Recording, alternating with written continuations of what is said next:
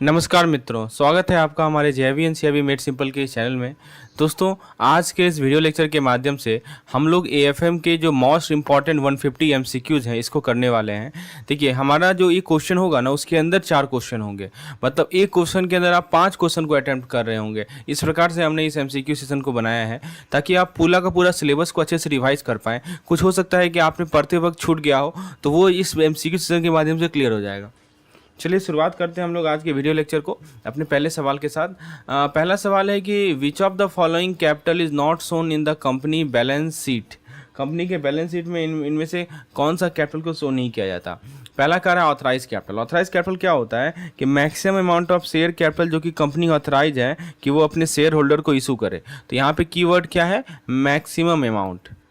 ठीक है, ये ध्यान रखना है आपको। मैं आपको एक एक बार समझा भी देता हूँ क्या क्या होता है ये। तो ये इसको हम लोग बैलेंस शीट में शो करते हैं, इसे shown in the balance sheet.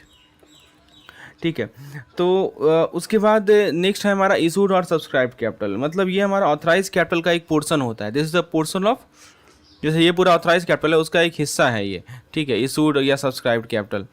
तो जो कि इशू किया गया है शेयर होल्डर को और सब्सक्राइब किया गया है उनके द्वारा, इसको भी हम लोग बैलेंस शीट में शो करते हैं। ठीक है, तो ये ध्यान रखिएगा। और तीसरा होता है हमारा capital and paid up capital, call and paid up capital. तो ये हमारा सब्सक्राइब कैपिटल का एक पार्ट होता है। अभी मैंने आपको पहले क्या बताया, जैसे ये ऑथराइज कैपिटल है उसके अंदर हमारा सब्सक्राइब या इशू कैपिटल होगा और उसके अंदर हमारा कैपिटल और पेड अप कैपिटल होगा। तो ये पोर्शन होता है सब्सक्राइब कैपिटल का जिसको कॉल्ड अप किया गया कंपनी के द्वारा और एक्चुअली शेयर होल्डर ने उसे पेमेंट किया। इसको भी हम लोग बैलेंस शीट में रिफ्लेक्ट करते हैं। लेकिन जो ये हमारा फोर्थ पॉइंट है रिजर्व कैपिटल, इसका मतलब क्या होता है कि ये हमारा अनकॉल्ड कैपिटल का पोर्शन है। This is a portion of the uncalled capital. कुछ कैपिटल कॉल किए गए, कुछ कैपिटल अनकॉल्ड रह गए, जो कि कंपनी जो है कॉल कर सकती है यदि मान लीजिए वाइंडिंग अप हो या कोई स्पेसिफिक पर्पज हो, तभी जाके इस अनकॉल्ड कैपिटल को कंपनी कॉल करेगी। ठीक है, तो ये जो है कंपनी के आर्टिकल ऑफ एसोसिएशन में डिफाइन होता है। AOA आप जानते होंगे कि आर्टिकल ऑफ एसोसिएशन होता है, उसमें डिफाइन होता है। इसको हम लोग बैलेंस शीट में इसलिए नहीं दिखाते हैं क्योंकि इसको ना अभी तक कॉल्ड अप नहीं किया गया है या शेयर होल्डर के द्वारा पेमेंट नहीं किया गया है। तो इनमें से सवाल यदि पूछा जाए कि कौन सा कैपिटल को हम लोग कंपनी के बैलेंस शीट में नहीं दिखाएंगे, तो सही जवाब होगा इसका रिजर्व कैपिटल। राइट, तो इसी प्रकार से हम लोग क्या करेंगे कि सभी क्वेश्चन के हर एक ऑप्शन को समझेंगे। मान लीजिए सवाल अगली बार पूछ दिया कि इनमें से कौन सा बैलेंस शीट में दिखाएगा, तो आप उसका आपको कंसेप्चुअल अंडरस्टैंडिंग है तो आंसर आप दे पाएंगे। चलिए, क्वेश्चन नंबर 2 है हमारा EPS पे। EPS कैसे निकालते हैं, तो आपके सामने 4 ऑप्शन दिया गया है। तो यहाँ पे देखिए, ये सबसे पहला ऑप्शन है हमारा ये net profit minus preference share capital upon average share outstanding, net profit minus preferred dividend upon wetted average number of outstanding share, net profit minus dividend upon total share outstanding, net profit upon total number of share. देखिए, पहले मैं आप थोड़ा EPS के बारे में थोड़ा बता दूं। EPS जो है कंपनी के प्रॉफिटेबिलिटी को मेजर करता है पर शेयर बेसिस पे। It measures company profitability on पर शेयर बेसिस। ठीक है, तो अब देखिए यहाँ पे ये इन्वेस्टर के लिए बहुत क्रूशियल है EPS। इसको मैं आपको थोड़ा समझाता हूँ कि इसमें एक पॉइंट है जिसको हम लोग बोलते हैं नेट प्रॉफिट। क्या बोलते हैं हम लोग? Net profit. नेट प्रॉफिट क्या होता है? तो टोटल प्रॉफिट कंपनी का सारे खर्चे और टैक्सेस के बाद, उसको हम लोग बोलते हैं नेट प्रॉफिट।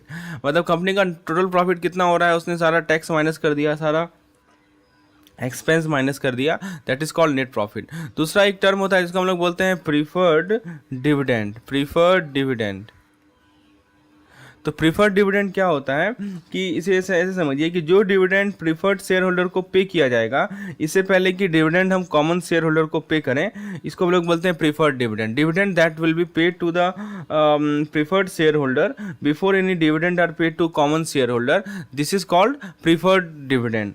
तीसरा होता है हमारा weighted average of outstanding share. Weighted average of outstanding share, इसका क्या मतलब होता है कि एवरेज नंबर ऑफ शेयर जो कि एक पीरियड के अंदर आउटस्टैंडिंग है। तो जो हमारा फॉर्मूला है वो क्या है, नेट प्रॉफिट में से आप प्रीफर्ड डिविडेंड को माइनस कर दीजिए और डिवाइड कर दीजिए weighted average number of outstanding share से।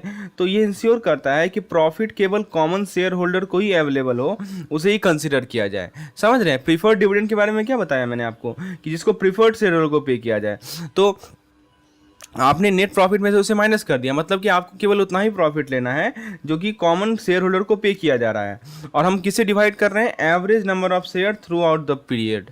राइट, यही होता है weighted average number of outstanding share, मतलब कि throughout the period average number of share कितना है। तो यही सही फॉर्मूला है बेसिक अर्निंग पर शेयर का। Option number B is the correct answer.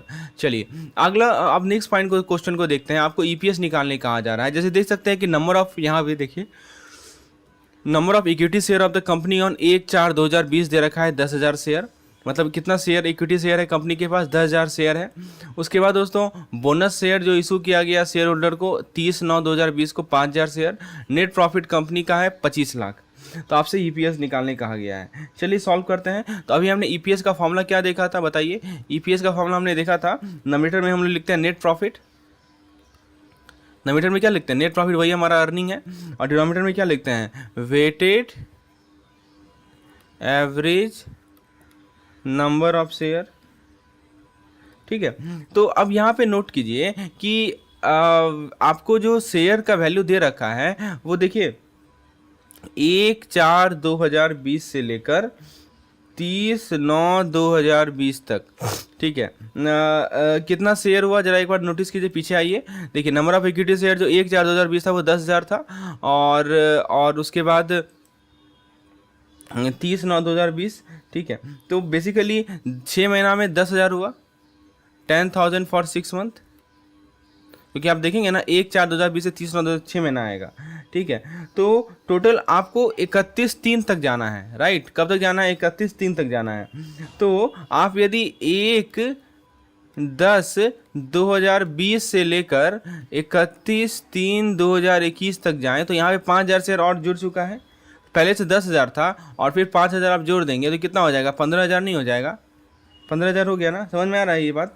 ठीक है, तो अब आपको वेटेड एवरेज जब निकालना है, यहाँ पे नोटिस कीजिए कि यहाँ पे देखिए ये यहाँ पे यही चीज़ थोड़ा सा कंसेप्चुअल क्लैरिटी आपको होना चाहिए। देखिए 1/4/2020 से लेकर 30/9/2020 तक हमारे पास 10,000 शेयर था और ये 6 महीना का पीरियड है। फिर 1/10/2020 से लेकर 31/3/2021 तक अब हमारा शेयर बढ़कर 15,000 हो गया है पहले, क्योंकि 5,000 हमने बोनस शेयर इशू कर दिया। ठीक है, तो ये भी कितना पीरियड है, 6 महीना का पीरियड है। और हमें क्या निकालना है, वेटेड एवरेज निकालना है। तो वेटेड एवरेज कैसे निकाला जाएगा, तो weighted average number of share कैसे निकाला जाएगा। देखिए सिंपल सी बात है कि इस 10,000 को हम लोग 6 से मल्टीप्लाई करेंगे और इस 15,000 को हम लोग 6 से मल्टीप्लाई करेंगे और इसको डिवाइड कर देंगे 12 से। ये 12 कहाँ से आया, तो 12 आया 6 + 6। समझ में आ रहा है। तो 10,000 को 6 से गुना किया, 15,000 को 6 से गुना किया और 12 से डिवाइड किया। इसको यदि आप कैलकुलेट करेंगे तो ये आपको मिलेगा 6,000 + 15 90,000, यानी कि यू विल गेट अप्रॉक्सीमेटली 12,500। ये हमारा weighted average number of share निकला। समझे बात को। तो इस प्रकार से आपको कैलकुलेट करना है। तो आपका जो नेट प्रॉफिट है वो कितना है, नेट प्रॉफिट है आपको देखिए 25 लाख दिया हुआ है, तो नोमिनेटर में हमारा 25 लाख हो जाएगा। राइट, और डिनोमिनेटर में क्या रहेगा हमारा 12,500, 12,500। तो इसको आप सिंप्लीफाई करेंगे तो यू विल गेट 200। समझे, तो करेक्ट आंसर 200 है। लेकिन यहाँ पे हमारा ऑप्शन नंबर सी सही है। यहाँ पे 150 जो है ना, ये 150 गलत है, ये this is wrong, this is the incorrect answer. Correct approach ये है हमारा कि हमें वेटेड एवरेज जब भी निकालना रहे तो हमको देखना है कि कितना इक्विटी शेयर था हमारे पास और कितने समय के लिए था, फिर इसका वेटेड एवरेज निकालेंगे। राइट, तो 200 इज द करेक्ट आंसर। अब अगला सवाल है कि how is interest calculated in the saving account. तो सेविंग अकाउंट में आप इंटरेस्ट कैलकुलेट कैसे करते हैं। पहला ऑप्शन कह रहा है डेली बैलेंस मेथड, मतलब कि as the closing balance in the account is multiplied by the number of day for which the balance remain unchanged. तो डेली बैलेंस मेथड में क्या होता है कि हमारा जो है ना, दूसरा ऑप्शन कह रहा है कि daily balance as the closing balance in the account is multiplied by the number of week for which balance remain unchange. आपको बेसिकली है तो डेली बैलेंस मेथड ही, लेकिन अब मतलब समझ में आना चाहिए। मंथली बैलेंस पे होता है, क्योंकि क्लोजिंग बैंक जो अकाउंट में होता है उसको मल्टीप्लाई किया जाता है number of days for which balance remain unchange. देखिए सही जवाब डेली बैलेंस मेथड है। तो क्या होता है कि प्रत्येक दिन का जो क्लोजिंग बैलेंस है, एवरीडे क्लोजिंग बैलेंस को क्या करते हैं, उसको यूज़ करते हैं हम लोग इंटरेस्ट निकालने के लिए उस दिन का, और प्रत्येक दिन का जो इंटरेस्ट है उसको जोड़ दिया जाता है, तो 1 महीना का और 1 साल का इंटरेस्ट निकलता है। ये मेथड इंश्योर करता है कि हमारा जो इंटरेस्ट कैलकुलेशन है वो एक्चुअल बैलेंस को रिफ्लेक्ट करे जो कि हम हर एक दिन होल्ड कर रहे हैं। तो याद रखिएगा इसका सही जवाब क्या है, इसका सही जवाब है option number A, daily balance पे कैलकुलेट किया जाता है। Option number A is the correct answer. अगला सवाल है कि जो हमारा बैंक का स्केड्यूल है, बैंक बैलेंस स्केड्यूल, स्केड्यूल का नंबर क्या है, 7 है। Bank balance schedule number 7 relates to. तो स्केड्यूल नंबर 7 किससे रिलेटेड है, ये सवाल है। आपके सामने 4 ऑप्शन दिए गए हैं।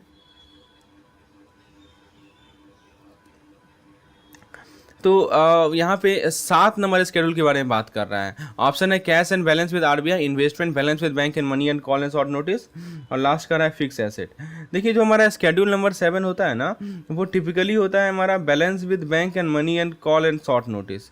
और ये जो स्केड्यूल है उसमें कुछ उन सभी फंड के बारे में बताया गया है जो कि बैंक के पास होता है दूसरे बैंक में, या शॉर्ट टर्म फंड हो, हाईली लिक्विड इन्वेस्टमेंट हो, जिसको हम कैश में तुरंत कन्वर्ट कर सके। याद रखिए स्केड्यूल नंबर 7 स्पेशली मैं इसलिए बोल रहा हूँ, बहुत इंपॉर्टेंट है। तो स्केड्यूल नंबर 7 के अंदर जो बैलेंस विद बैंक के साथ होता है या money at call and short notice पे होता है, उसे इंक्लूड किया जाता है। ऑप्शन नंबर सी इसका सही जवाब है। और ये एक हमारा बैंक के लिक्विडिटी मैनेजमेंट का बहुत इंपॉर्टेंट पार्ट होता है।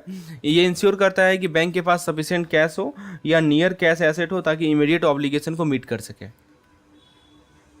अब कुछ स्केड्यूल के बारे में हम लोग बात करते हैं, जैसे कि आपके पूछा जाएगा कि बैंक का स्केड्यूल नंबर 12 किससे रिलेटेड है।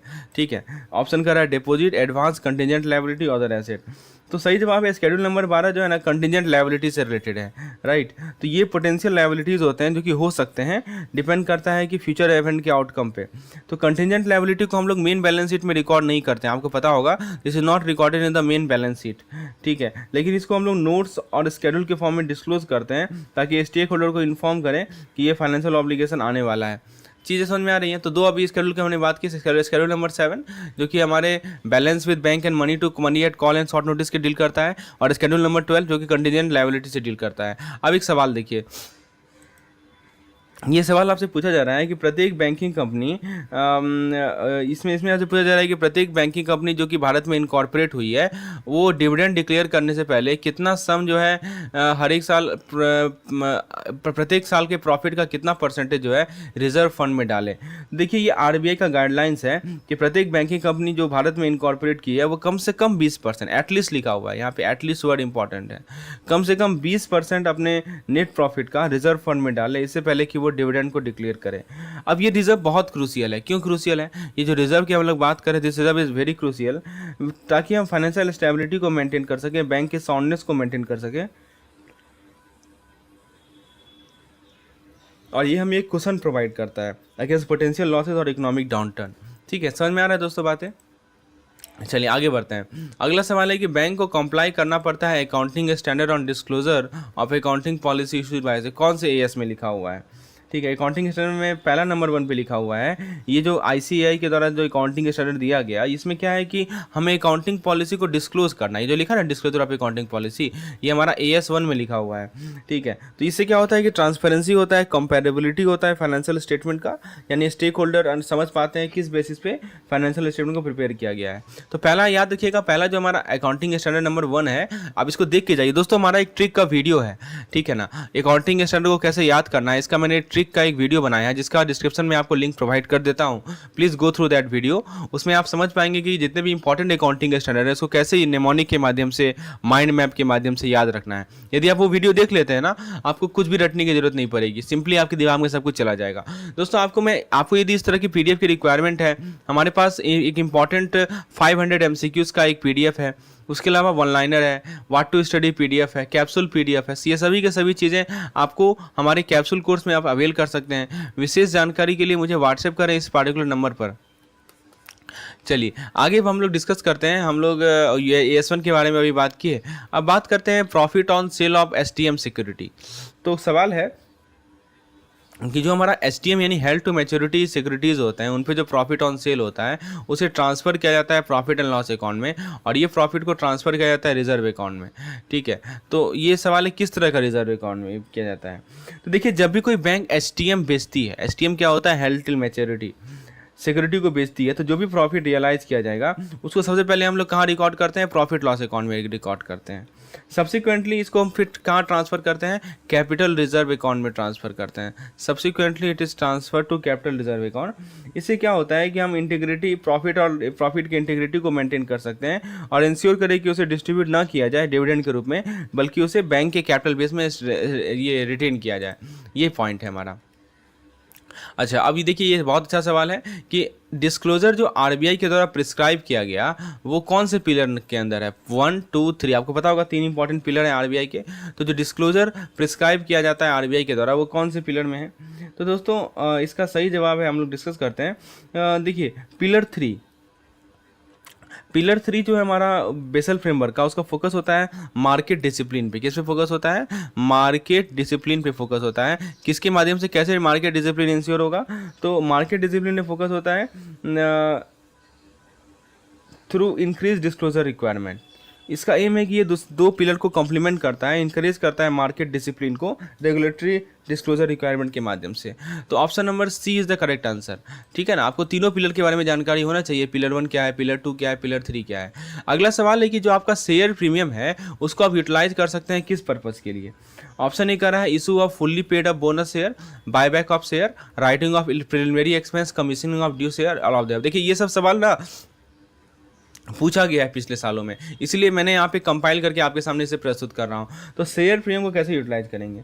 अब देखिए पहले से पहले आप तो ये समझिए कि शेयर प्रीमियम अकाउंट होता क्या। मैंने आपको पहले बताया ना कि ये सेशन में मैं कैसा नहीं खाली क्वेश्चन आंसर में बता दिया आगे बढ़ गया, नहीं, आपको मैं कंसेप्चुअल अंडरस्टैंडिंग दूंगा। मान लीजिए आपने शेयर प्रीमियम के बारे में कुछ जानते नहीं है, तो फिर भी मैं आपको समझाऊंगा कि क्या होता है। ये देखिए शेयर प्रीमियम अकाउंट क्या मतलब होता है कि कंपनी को कितना पैसा मिला over and above the face value of share. देखिए प्रत्येक शेयर का अपना फेस वैल्यू होता है।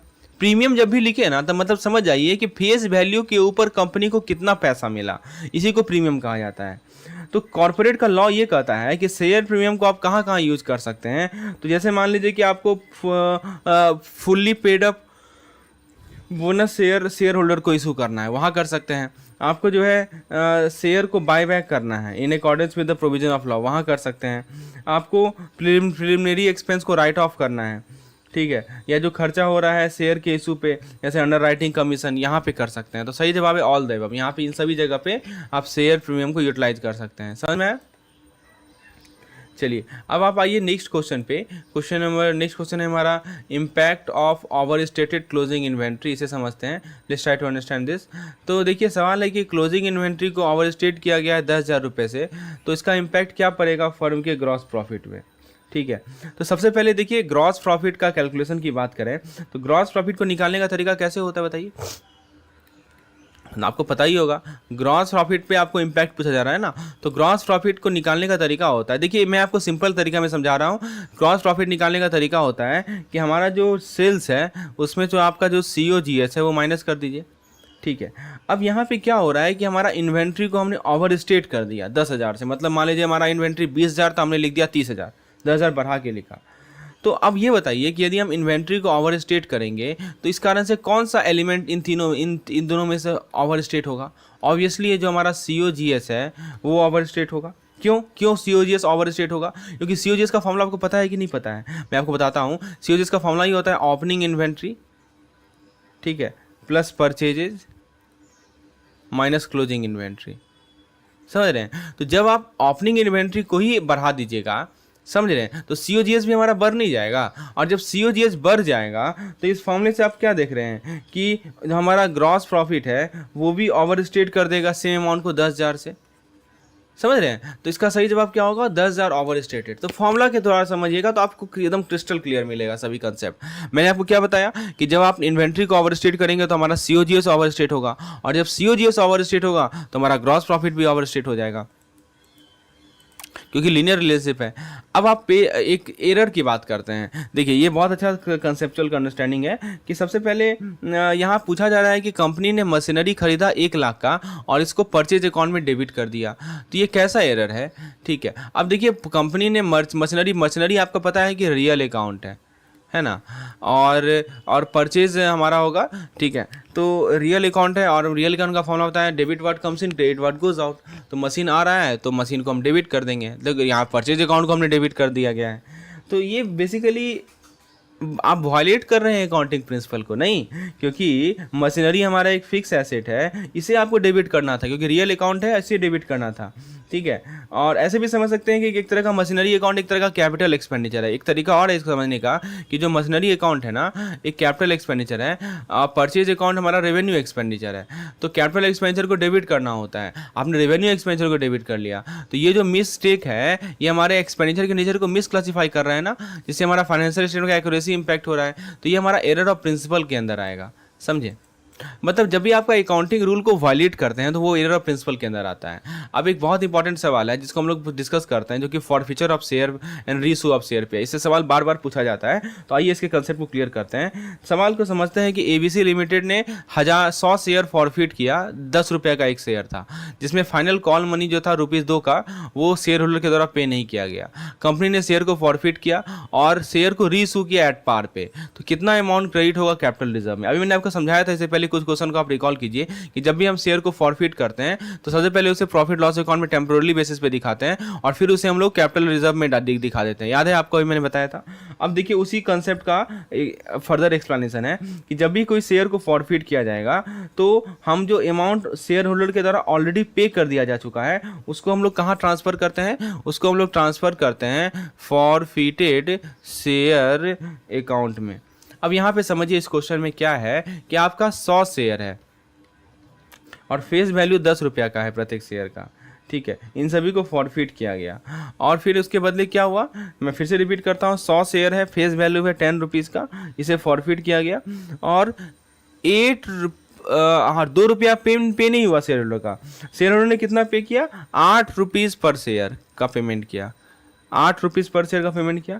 क्योंकि दोस्तों सिंपल सी बात है कि 10 में से 2 रुपया माइनस करेंगे, ये 2 जो है ये 2 अनपेड रहा, ये अनपेड कॉल है, तो टोटल अमाउंट जो हमें रिसीव हुआ और जो फॉरफिट हो रहा है वो कितना हो जाएगा, बेसिकली 100 इंटू 8 नहीं हो जाएगा, क्योंकि 100 शेयर हम इशू कर रहे हैं और हमें 8 रुपया मिल रहा है पर शेयर का, 2 रुपया नहीं मिल रहा है, तो 800 रुपया, ठीक है।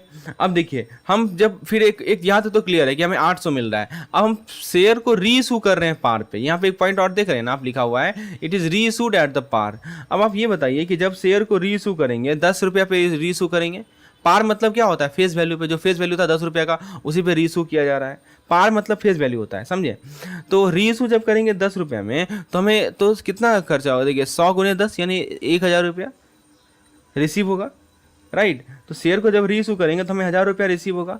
तो जो हमारा आपसे क्या पूछा जा रहा है कि कैपिटल रिजर्व में कितना अमाउंट हम क्रेडिट करेंगे, तो जो अमाउंट क्रेडिट होता है कैपिटल रिजर्व में वो क्या होगा कि जो हमारा फॉरफीचर अमाउंट है, ठीक है, इसमें 2 अमाउंट क्या रिजर्व एक ये ऐड होगा, एक तो हमारा जो फॉरफीचर अमाउंट है मतलब जो फॉरफिट हो गया है वो, और प्लस जो हमारा रीइशू अमाउंट है वो, यानी 800 रुपये हमारा फॉरफिटर अमाउंट है प्लस 1000 रुपया हमारा रीइशू अमाउंट है, यानी 1800 रुपया हमारा टोटल कैपिटलिज्म में क्रेडिट होगा। समझ में आ रहा है। तो वही चीज़ है, 100 शेयर को फॉरफिट किया, 10 रुपये का शेयर था, लेकिन उसमें से 2 रुपया शेयर होल्डर ने पे नहीं किया था, यानी 8 रुपया पे किया था पर शेयर, यानी 800 रुपया उसको फॉरफिचर अमाउंट हमने निकाला।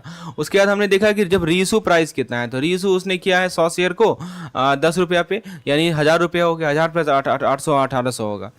अब सवाल है कि डेटर टर्नओवर रेशियो में डिनोमिनेटर में क्या होता है। अब आप डेटर टर्नओवर रेशियो समझे होंगे तभी तो बता पाएंगे, ठीक है। तो डेटर टर्नओवर रेशियो क्या होता है दोस्तों, समझने का प्रयास कीजिए कि ये रेशियो मेजर करता है कितना एफिशिएंटली कंपनी अपने रिसीवेबल को कलेक्ट कर लेगी। अब आप पूछेंगे कि ये रिसीवेबल क्या होता है। रिसीवेबल का मतलब होता है कि कस्टमर ने कितना उधार लिया, ठीक है। तो ये बताता है कि कितना बार एक कंपनी का जो डेटर है वो टर्नओवर हो रहा है, यानी कलेक्ट हो रहा है एक साल में। तो इसका फॉर्मूला मैं आपको बता देता हूँ। इसका फॉर्मूला होता है कि जो कंपनी ने उधार दिया है credit sale upon average debtor. अब आप पूछेंगे कि एवरेज डेटर क्या है, इसको मैं समझा देता हूँ, ठीक है। देखिए समझना बहुत ज़रूरी है। एवरेज डेटर का मतलब क्या होता है कि एवरेज अमाउंट ऑफ मनी जो कि कंपनी के द्वारा उधार दिया गया अपने कस्टमर को एक स्पेसिफिक पीरियड में, ठीक है। इसको निकालने का तरीका क्या है कि डेटर का ओपनिंग बैलेंस ले लीजिए, डेटर का क्लोजिंग बैलेंस ले लीजिए, डिवाइडेड बाय 2 कर दीजिए। सिंपल भाषा में बात करें कि जो हमारा डेटर टर्नओवर रेशियो जितना ज़्यादा होगा ना, उसका मतलब कि उतना ही फास्टर कंपनी जो है अपने रिसीवेबल को कलेक्ट कर रही है। तो डिनोमिनेटर में आप क्या देख रहे हैं, एवरेज डेटर देख रहे हैं ना। तो एवरेज डेटर से आप डिटरमाइन कर सकते हैं इस एफिशिएंसी से by providing a reference of how much. तो option number C is the correct answer. तो डेटर टर्नओवर रेशियो में हमारा एवरेज डेटर जो है डिनोमिनेटर का पार्ट होता है। चलिए अगला सवाल देखते हैं। टोटल आउटसाइड लायबिलिटी हमें कैपिटल एम्प्लॉय का कैलकुलेशन करना है, TOSL, यानी टोटल आउटसाइड लायबिलिटी हमें दे रखा है कितना, 10 लाख का दे रखा है, ठीक है। उसके बाद टेंजिबल नेटवर्थ यानी TNW दे रखा है कितने का, 4 लाख का दिया हुआ है। करंट लायबिलिटी दिया हुआ है हमें 6 लाख का। तो अमाउंट ऑफ कैपिटल एम्प्लॉयड क्या होगा? तो आपने इसको पढ़ा होगा तभी आप इसका जवाब दे पाएंगे। सबसे पहले तो आप ये समझिए कि कैपिटल एम्प्लॉयड का मतलब क्या होता है। What is the meaning of this capital employed? Capital employed का मतलब total amount of capital that company use to run is business, यानी कैपिटल कितना चाहिए, पूंजी कितना कंपनी ने लगाई है अपने बिजनेस को रन करने के लिए। तो इसको निकालने का सिंपल तरीका होता है कि जो आपका टोटल एसेट है उसमें से करंट लायबिलिटी को आप माइनस कर दीजिए। तो सिंपल सी बात है, टोटल यहाँ पे हमारा जो फॉर्मूला हम लोग यूज़ करेंगे वो यूज़ करेंगे total outside liability minus current liability. ठीक है, तो इस पार्टिकुलर केस में आपको जो टोटल आउटसाइड लायबिलिटी है वो 10 लाख का है। ठीक है, और करंट लायबिलिटी जो है वो हमारा 6 लाख का है। तो फिर दोनों को माइनस करेंगे तो हमारा क्या होगा,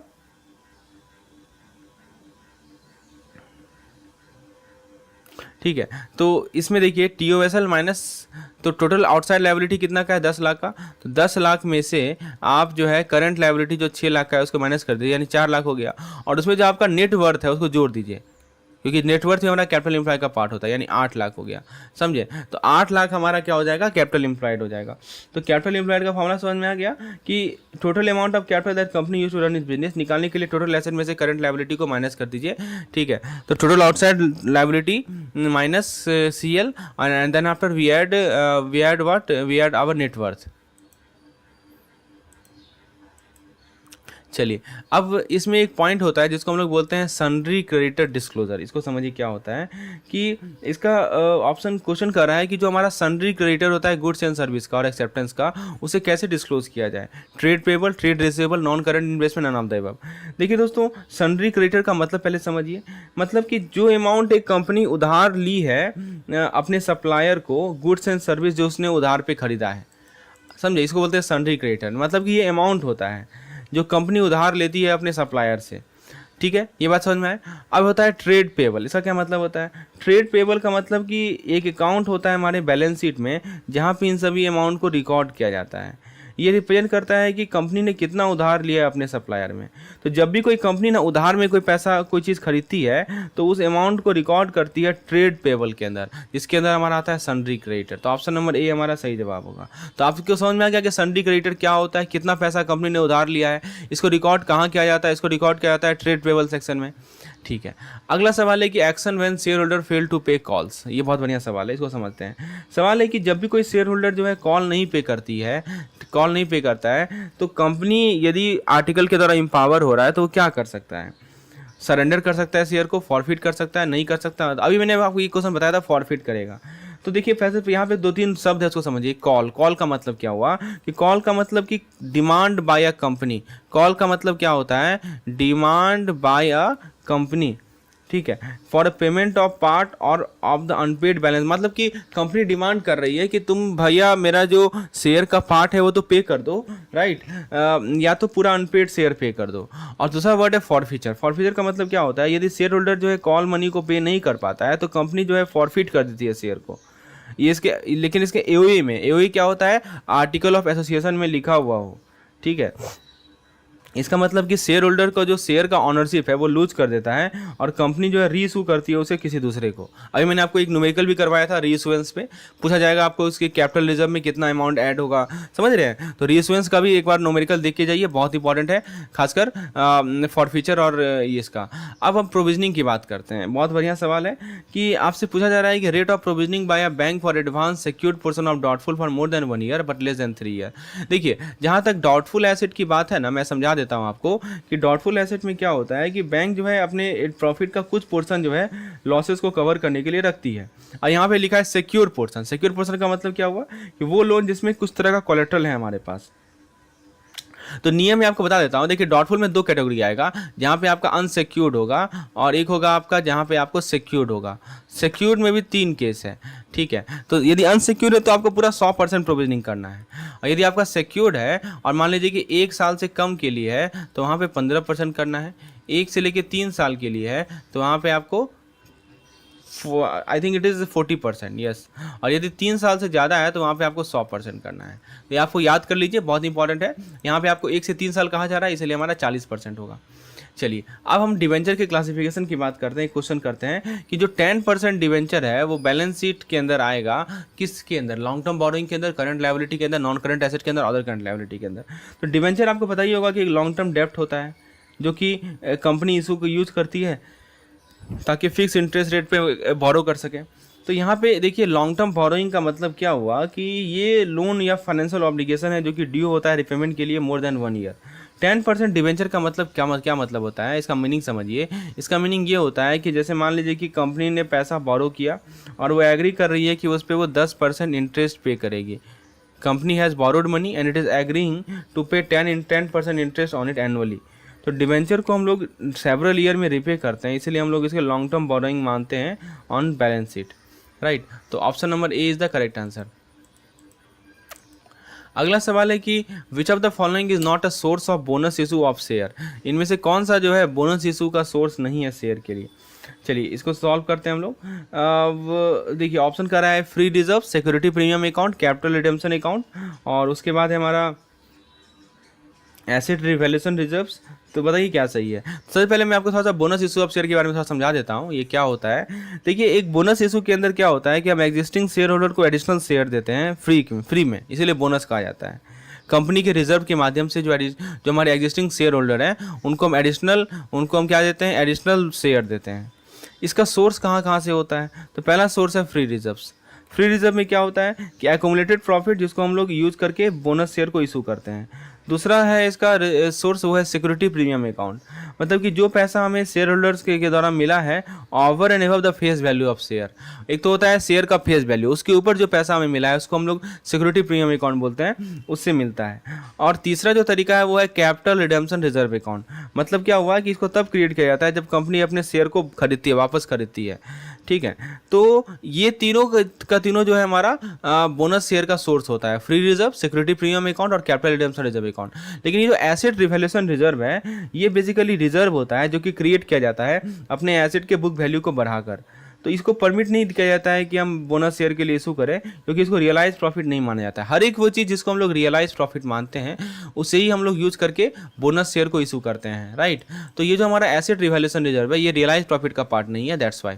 चलिए अब हम लोग बात करते हैं नेक्स्ट कंसेप्ट की, वो है हमारा इशूइंग प्रेफरेंस शेयर। तो सवाल है कि at present company can issue preference share which are irredeemable, redeemable after expiry of 20 year from date of issue. फिर सी कर रहा है कि redeemable after the expiry of 20 year from the date of issue, यहाँ आफ्टर यहाँ before है, और यहाँ कर रहा है redeemable after the expiry of 25 year from date of issue. तो ये 4 ऑप्शन दिए गए हैं आपको, चाहिए इसे समझते हैं। यहाँ पे बात की जा रही है किसकी, प्रेफरेंस शेयर के। प्रेफरेंस शेयर का मतलब क्या होता है, वैसा शेयर जो कि शेयर होल्डर को फिक्स डिविडेंड प्रोवाइड करेगा। ये की पॉइंट है, it provide share holder fix dividend, right, before any dividend are paid to ordinary share holder. देखिए एक होते हैं हमारे ordinary share holder, ordinary share holder को डिविडेंड पे करने से पहले जो फिक्स्ड डिविडेंड मिलता है वो उसे हम लोग प्रेफरेंस शेयर बोलते हैं। तो कंपनीज एक्ट 2013 क्या कहती है कि प्रेफरेंस शेयर को आपको रिडीम कर लेना है with in 20 year of issuance, यानी 20 साल इशू करने के 20 साल के अंदर आपको प्रेफरेंस शेयर को रिडीम कर लेना है। इसका मतलब कि कंपनी को प्रेफरेंस शेयर होल्डर को वापस पैसा पे कर देना है 20 साल के अंतर्गत। तो इसीलिए सही जवाब होगा इसका redeemable before the expiry of 20 year from date of issue. Option number C is the correct answer. ये सब चीज़ आपके बुक में दिया गया है, लेकिन आप हो सकता है कि आप पढ़ते वक्त हो सकता है कि आप स्किप कर गए हो या नहीं ध्यान दिए हो, तो यहाँ पे कवर हो जाएगा इस वीडियो के माध्यम से। दोस्तों यदि आपको ये हमारा प्रयास पसंद आ रहा हो एक लाइक जरूर कीजिएगा ताकि ये वीडियो का रीच बढ़े और भी लोगों तक ये वीडियो पहुँचे। अब सवाल है कि इनमें से कौन सा स्टेटमेंट गलत है ये हमारा जो अकाउंटिंग स्टैंडर्ड AS है उसके रिगार्डिंग। पहला कह रहा है कि accounting standards issued by ICAI, तो ये तो सही है, राइट, ये तो सही है। फिर दूसरा कह रहा है कि AS 10 relate to fix asset property plant and equipment, ये भी सही है, ठीक है। फिर AS 7 relate to construction contract, this is also correct. AS 2 relate to EPS, नहीं ये गलत है। AS 2 जो होता है ना हमारा वैल्यूएशन ऑफ स्टॉक से रिलेटेड होता है, स्टॉक वैल्यूएशन, ठीक है। तो AS 2 EPS से रिलेटेड नहीं है, EPS को हम लोग AS 20 के अंदर कवर करते हैं, AS20 के अंदर हम लोग EPS को कवर करते हैं, अर्निंग पर शेयर को कवर करते हैं। जहाँ तक हमारा AS2 का बात है तो AS2 जो है हमारा वैल्यूएशन ऑफ स्टॉक्स रिलेटेड है। देखिए AS2 बहुत इंपॉर्टेंट है, खासकर अकाउंटिंग स्टैंडर्ड को मैंने आपको बोला ट्रिक है, उसको आप देख लीजिए वीडियो को, चीज़ें याद हो जाएंगी। अब सवाल है कि जो हमारा एक्सपेंडिचर रिसर्च एंड डेवलपमेंट में हो रहा है तो वो कौन सा है, किसका पार्ट आएगा? R&D में जो इन्वेस्टमेंट होता है, एक्सपेंडिचर होता है, कैपेक्स का, रेवेन्यू का, डेफर्ड रेवेन्यू का, नॉन ऑफ डेफर्ड का। देखिए R&D का मतलब क्या होता है कि जो हमारा नया प्रोडक्ट या नया प्रोसेस डेवलप हो रहा है उसके रिलेटेड जो खर्चा आ रहा है। अब सबसे पहला है डेफर्ड रेवेन्यू एक्सपेंडिचर, मतलब क्या होता है कि जो कॉस्ट हमें सालों साल तक बेनिफिट प्रोवाइड करेगा, तो इसको इनिशियली क्या किया जाता है, कैपिटलाइज किया जाता है यार, इनिशियली कैपिटलाइज, ठीक है, and then amortize over the period they benefit.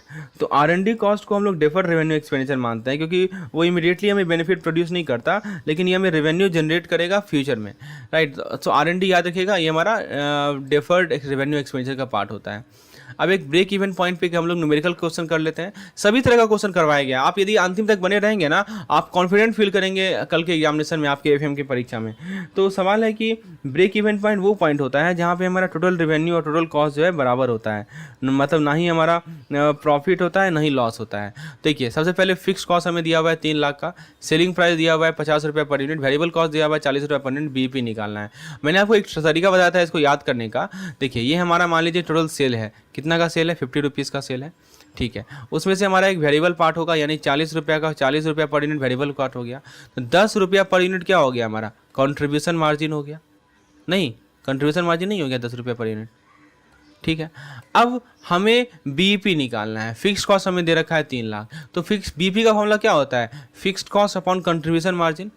तो 3 लाख को 3 से डिवाइड कर दीजिए, 3 लाख को 10 से डिवाइड कर दीजिए, कितना हो जाएगा, आई थिंक इट इज 30,000। तो हमारा ऑप्शन A सही होगा। यहाँ गलती से 25,000 लिखा गया है, प्लीज़ इग्नोर दिस पॉइंट, ये हमारा 30,000 सही होगा। मतलब 30,000 यूनिट हम यदि प्रोड्यूस कर रहे हैं ना, तो हमारे पास ना प्रॉफिट है ना लॉस है, समझे, हम BEP पे हैं, ब्रेक इवन पॉइंट पे हैं। तो आप सिंपल सा चीज़ याद रखिए कि यहाँ पे सिंपल सा चीज़ आपको जो ध्यान रखना है वो ये है कि BEP का फॉर्मूला क्या होता है कि हमारा जो फिक्स कॉस्ट है उसको डिवाइड कर दीजिए कंट्रीब्यूशन मार्जिन से, तो हमें मिल जाएगा BEP यूनिट्स में, राइट। तो ये क्लियर हो गया आपको। चलिए आगे बात करते हैं, ड्राइंग पावर का कैलकुलेशन करते हैं, कुछ न्यूमेरिकल करते हैं हम लोग। पहला सवाल है कि स्टॉक का वैल्यू इन्होंने दे रखा है 6 लाख का और लिमिट सैंक्शन किया गया है 5 लाख का, right. Stock value is given 6 lakh and limit sanction is 5 lakh, margin दे रखा है इन्होंने 25%। आपसे इन्होंने पूछा है कि ड्राइंग पावर बताइए। तो ड्राइंग पावर होता क्या है, कितना अमाउंट बोरोवर को अलाउ है कि वो सैंक्शन क्रेडिट लिमिट से ड्रॉ कर सकेगा, इसमें वो लोग मार्जिन रिक्वायरमेंट को भी कंसिडर करते हैं, ठीक है। How much amount a borrower is allowed to draw from a sanction credit limit, इसमें एक टर्म होता है जो कि हमारा मार्जिन। मार्जिन का मतलब क्या होता है कि जो स्टॉक का परसेंटेज ऑफ वैल्यू जिसको बोरो नहीं किया जा सकता, यहाँ पे मार्जिन है 25%। तो ड्राइंग पावर निकालने का तरीका क्या होता है, इसका फॉर्मूला होता है कि जो आपका स्टॉक का वैल्यू है इसमें से आप मार्जिन को माइनस कर दीजिए, तो आपको मिल जाएगा DP, ठीक है। तो स्टॉक का वैल्यू माइनस, अब देखिए इसका फॉर्मूला कैसे ऐसे करते हैं, वैल्यू ऑफ स्टॉक, इसको देखिए इसका ऐसे करते हैं कि value of stock 1 minus margin, ठीक है। चलिए तो ये फॉर्मूला यूज करेंगे। यहाँ पे जैसे वैल्यू ऑफ स्टॉक कितना दे रखा है इन्होंने, 6 लाख दे रखा है, ठीक है। 6 लाख को हमने कॉमन ले लिया और इसका 0.25 माइनस कर देंगे, समझे, मतलब 6 लाख का 0.75 निकाल लेंगे, यानी कितना आ जाएगा, 4.5 लाख आ जाएगा, 4.5 लाख। तो यही हमारा क्या हो जाएगा, ये हो जाएगा हमारा ड्राइंग पावर। तो वैल्यू ऑफ स्टॉक में से यदि आप मार्जिन माइनस कर देंगे ना तो हमें ड्राइंग पावर मिलता है, सिंपल सा रूल है। अब आप नेक्स्ट क्वेश्चन पे आइए और नेक्स्ट क्वेश्चन को हम लोग समझते हैं। क्या पूछा जा रहा है आपसे कि आपको करंट रेशियो दे रखा है 2.6:1, लिक्विड रेशियो दे रखा है 1.5:1, करंट लायबिलिटी है 40,000, अमाउंट ऑफ इन्वेंट्री बताना है। तो करंट रेशियो का फॉर्मूला आपको पता है कि नहीं पता है, करंट रेशियो का फॉर्मूला क्या होता है, current asset upon current liability, जो कि हमें कितना दिया हुआ है, 2.6 दिया हुआ है, ठीक है। पहला चीज़ ये ध्यान रखना है आपको। उसके बाद दोस्तों तो यहाँ से आप एक चीज़ देख सकते हैं कि जो हमारा करंट एसेट होगा वो 2.6 टाइम्स होगा करंट लायबिलिटी का, ठीक है। फिर एक होता है हमारा लिक्विड रेशियो। लिक्विड रेशियो का मतलब क्या होता है, what is the meaning of this liquid ratio. तो लिक्विड रेशियो का मतलब क्या होता है कि हमारा liquid asset upon current liability, तो ये कितना होता है हमारा, this is how much, this is 1.5, ठीक है। तो यहाँ से आप लिक्विड एसिड भी निकाल सकते हैं ना, here you can calculate the liquid acid. So liquid acid is how much, 1.5 times CL, ठीक है, आपसे क्या पूछा जा रहा है कि आपका इन्वेंट्री क्या है। देखिए लिक्विड एसेट के अंदर इन्वेंट्री तो हम लोग लेते नहीं है, तो यदि हम इन्वेंट्री निकालना है तो बेसिकली हम लोग क्या करेंगे, हम लोग जो है करंट एसेट में से हम लोग लिक्विड एसेट को माइनस कर देंगे, तो हमें इन्वेंट्री मिल जाएगा। करंट एसेट कितना है 2.6 टाइम्स CL और लिक्विड एसेट कितना है 1.5 टाइम्स CL, माइनस करेंगे तो कितना होगा 1.1 टाइम्स CL, तो 1.1 टाइम्स CL कितना है हमारा 40,000। ठीक है, तो 40,000 का 1.1% निकाल लीजिए तो हमें कितना मिलेगा 44,000। समझ में आया? तो आपको बेसिक फॉर्मूला जो है करंट एसेट का, करंट रेशियो का और फिर हमारा जो ये लिक्विड रेशियो ये पता होना चाहिए, और मीनिंग क्या है यही पता होना चाहिए, तभी तो आप सॉल्व कर पाएंगे। चलिए अब हम लोग करंट यील्ड निकालते हैं किसी डिबेंचर पे। देखिए सब तरह का सवाल इसमें हम लोग ऐड किए हुए हैं ताकि आपको कुछ भी ना छूटे। ठीक है, देखिए डिबेंचर है 100 रुपये का, 15% कूपन रेट है। ठीक है, तो करंट यील्ड का मतलब क्या होता है कि annual interest payment divided by the current market price. तो इसका मैंने आपको बताया हुआ था याद रखने का, price upon coupon upon price होता है। तो जो आपको कूपन मिल रहा है, एनुअल मिले मंथली मिले जैसा भी मिले, उसको मार्केट प्राइस से डिवाइड कर दीजिए और उसका परसेंटेज निकाल लीजिए। तो यहाँ पे आप बताइए कि करंट यहाँ पे कूपन कितना मिल रहा है, तो 100 का 15% 15 हो जाएगा 15, और मार्केट प्राइस कितना है 135 135 इंटू 100 करेंगे तो दिस विल गिव यू 11.11%। तो ऑप्शन नंबर बी हमारा सही हो जाएगा। तो आपको फॉर्मूला पता होना चाहिए इसका। अब अगला सवाल देखते हैं। करंट रेशियो 2:1 है, करंट एसेट 240 है, क्विक रेशियो 1:1 है, तो क्विक एसेट कितना होगा। बहुत बढ़िया सवाल है। तो क्विक रेशियो का फॉर्मूला क्या होता है, क्विक रेशियो का फॉर्मूला होता है quick asset upon current liability. ठीक है, तो यहाँ पे कितना वैल्यू दे रखा है इन्होंने 1 दे रखा है, मतलब क्या हुआ ये जो क्विक एसेट है, क्विक एसिड जो है, अच्छा अब क्विक एसिड कितना हो जाएगा 1 इंटू CL नहीं हो जाएगा। ठीक है, और इन्होंने CL कितना दे रखा है बताइए, इन्होंने CL दे रखा है, करंट लायबिलिटी कितना दे रखा है, तो करंट लायबिलिटी इन्होंने दे रखा है यहाँ देखिए करंट एसेट दिया हुआ है, सॉरी हाँ, तो करंट लायबिलिटी से अब एक चीज़ नोटिस कीजिए कि करंट लायबिलिटी कितना हो जाएगा, तो करंट रेशियो 2:1 दिया हुआ है ना। ठीक है, मैं इसको यहाँ पे सॉल्व करके बताता हूँ। करंट रेशियो हमारा 2:1 है, तो CR बराबर 2:1, और CR क्या होता है CA अपॉन CL। तो यहाँ से आप आपको CA दिया हुआ है, CA कितना है 240, तो CL कितना हो जाएगा 240/2, यानी कि आपका हो जाएगा 120। तो क्विक एसिड कितना निकल गया 1 इंटू 120 यानी 120, वही तो पूछ रहा है हमसे, तो 120 आंसर हो जाएगा। ठीक है, तो दो फॉर्मूला आपको याद रखना है, करंट एसेट का और क्विक एसेट का, और क्या मतलब होता है ये भी समझ लीजिए कि क्विक एसेट में हम लोग इन्वेंट्री नहीं लेते हैं, स्टॉक नहीं लेते हैं। ठीक है, अब एक सवाल देखते हैं कि जब भी क्लोजिंग स्टॉक को ओवरस्टेट किया जाएगा तो ग्रॉस प्रॉफिट क्या होगा, अंडरस्टेट होगा, ओवरस्टेट होगा, क्या होगा। तो देखिए ग्रॉस प्रॉफिट का मतलब ही होता है, मैंने आपको पहले ही बताया था कि हमारा जो सेल्स है माइनस COGS। ठीक है, तो यदि आप क्लोजिंग स्टॉक को ओवरस्टेट करेंगे तो COGS क्या हो जाएगा। अब देखिए क्लोजिंग स्टॉक का फॉर्मूला पहले देखते हैं, क्लोजिंग COGS का फॉर्मूला पहले देखते हैं। COGS क्या होता है opening stock plus purchase minus closing stock. तो यदि आप इसे ओवर स्टेट करेंगे, ये माइनस आना ध्यान रखिएगा, तो हमारा COGS अंडर स्टेट नहीं होगा, ये हमारा अंडर स्टेट हो जाएगा। तो अब देखिए यहाँ पे यदि हमारा ये अंडर स्टेट हो रहा है, तो ये अंडर स्टेट हो रहा है, तो GP क्या हो जाएगा हमारा ओवर स्टेट हो जाएगा, समझे। तो क्योंकि ऐसा इसलिए होगा क्योंकि COGS जो है कम हो गया है, जितना होना चाहिए उससे कम है, तो इसीलिए हमारा जो है GP हाई प्रॉफिट बनेगा। तो फॉर्मूला से आप चीज़ों को याद रख सकते हैं। तो आंसर क्या होगा इसका ओवर स्टेट होगा। जब भी क्लोजिंग स्टॉक ओवर स्टेट होता है, ठीक है, तो ग्रॉस प्रॉफिट इनकम जो होता है उस पीरियड का वो भी हमारा ओवर स्टेट होता है। फॉर्मूला याद रखिए, चीज़ें आपको समझ में आ जाएंगी। अगला सवाल है कि हमने मशीनरी को इरेक्ट किया, इसमें जो वेजेस हमने पे किया उसको कहाँ डेबिट करेंगे। ठीक है, तो wages paid for the erection of machinery shall be debited to profit loss account, trading account, profit loss appropriation account, machinery account. देखिए सबसे पहले आप कैपेक्स को समझिए। कैपेक्स क्या होता है, कैपिटल एक्सपेंडिचर होता है। मतलब क्या होता है इसका मीनिंग होता है कि जो हमने इरेक्शन ऑफ मशीनरी के लिए वेजेस पे किया वो बेसिकली मशीनरी को सेट करने का ही तो कॉस्ट है। मशीनरी को आपने जो सेट किया उसके उसी का ही तो हिस्सा है। तो यहाँ पे क्या होता है मशीनरी अकाउंट समझिए। मशीनरी अकाउंट के अंदर क्या होता है कि जितना भी खर्चा हमारा मशीनरी के एक्विजिशन से रिलेटेड है, इंस्टॉलेशन से रिलेटेड है, वो सब के सब को हम लोग मशीनरी अकाउंट के अंदर डालते हैं, और ये सभी कॉस्ट जो है ना कैपिटलाइज होता है। All this cost are capitalise. मतलब क्या हुआ कि इनको हम लोग ऐड करते हैं मशीनरी के वैल्यू में ऑन बैलेंस शीट, और उसको ओवर द टाइम डेप्रिसिएट करते हैं। समझ में आ रहा है? So all this cost related to the machinery are capitalise, that means they are added to the value of machinery and they are depreciated over the time. तो expenditure एक long term benefit create कर रहा है by enhancing the value of machinery, that's why they shall be debited to the machinery account. ठीक है, तो आपको concept clear कर रहा होगा। इससे एक एक चीज़ जो मैं आपको बता रहा हूँ। अगला सवाल देखते हैं।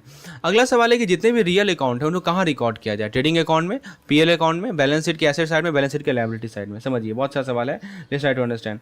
देखिए, रियल अकाउंट का मतलब क्या होता है, थोड़ा समझ लीजिए। रियल अकाउंट का मतलब ये होता है कि हमारा परमानेंट अकाउंट है जो कि हमारे एसेट एंड लायबिलिटी से डील करता है। एसेट एंड लायबिलिटी से डील करने वाला हमारा परमानेंट अकाउंट है जिसको हम लोग रियल अकाउंट बोलते हैं, आपको पता ही होगा। ठीक है, अब देखिए बैलेंस शीट का जो एसेट साइड होता है उसके अंदर क्या होता है कि अब देखिए रियल अकाउंट के अंदर कुछ टेंजिबल और इंटेंजिबल एसेट आते हैं, राइट।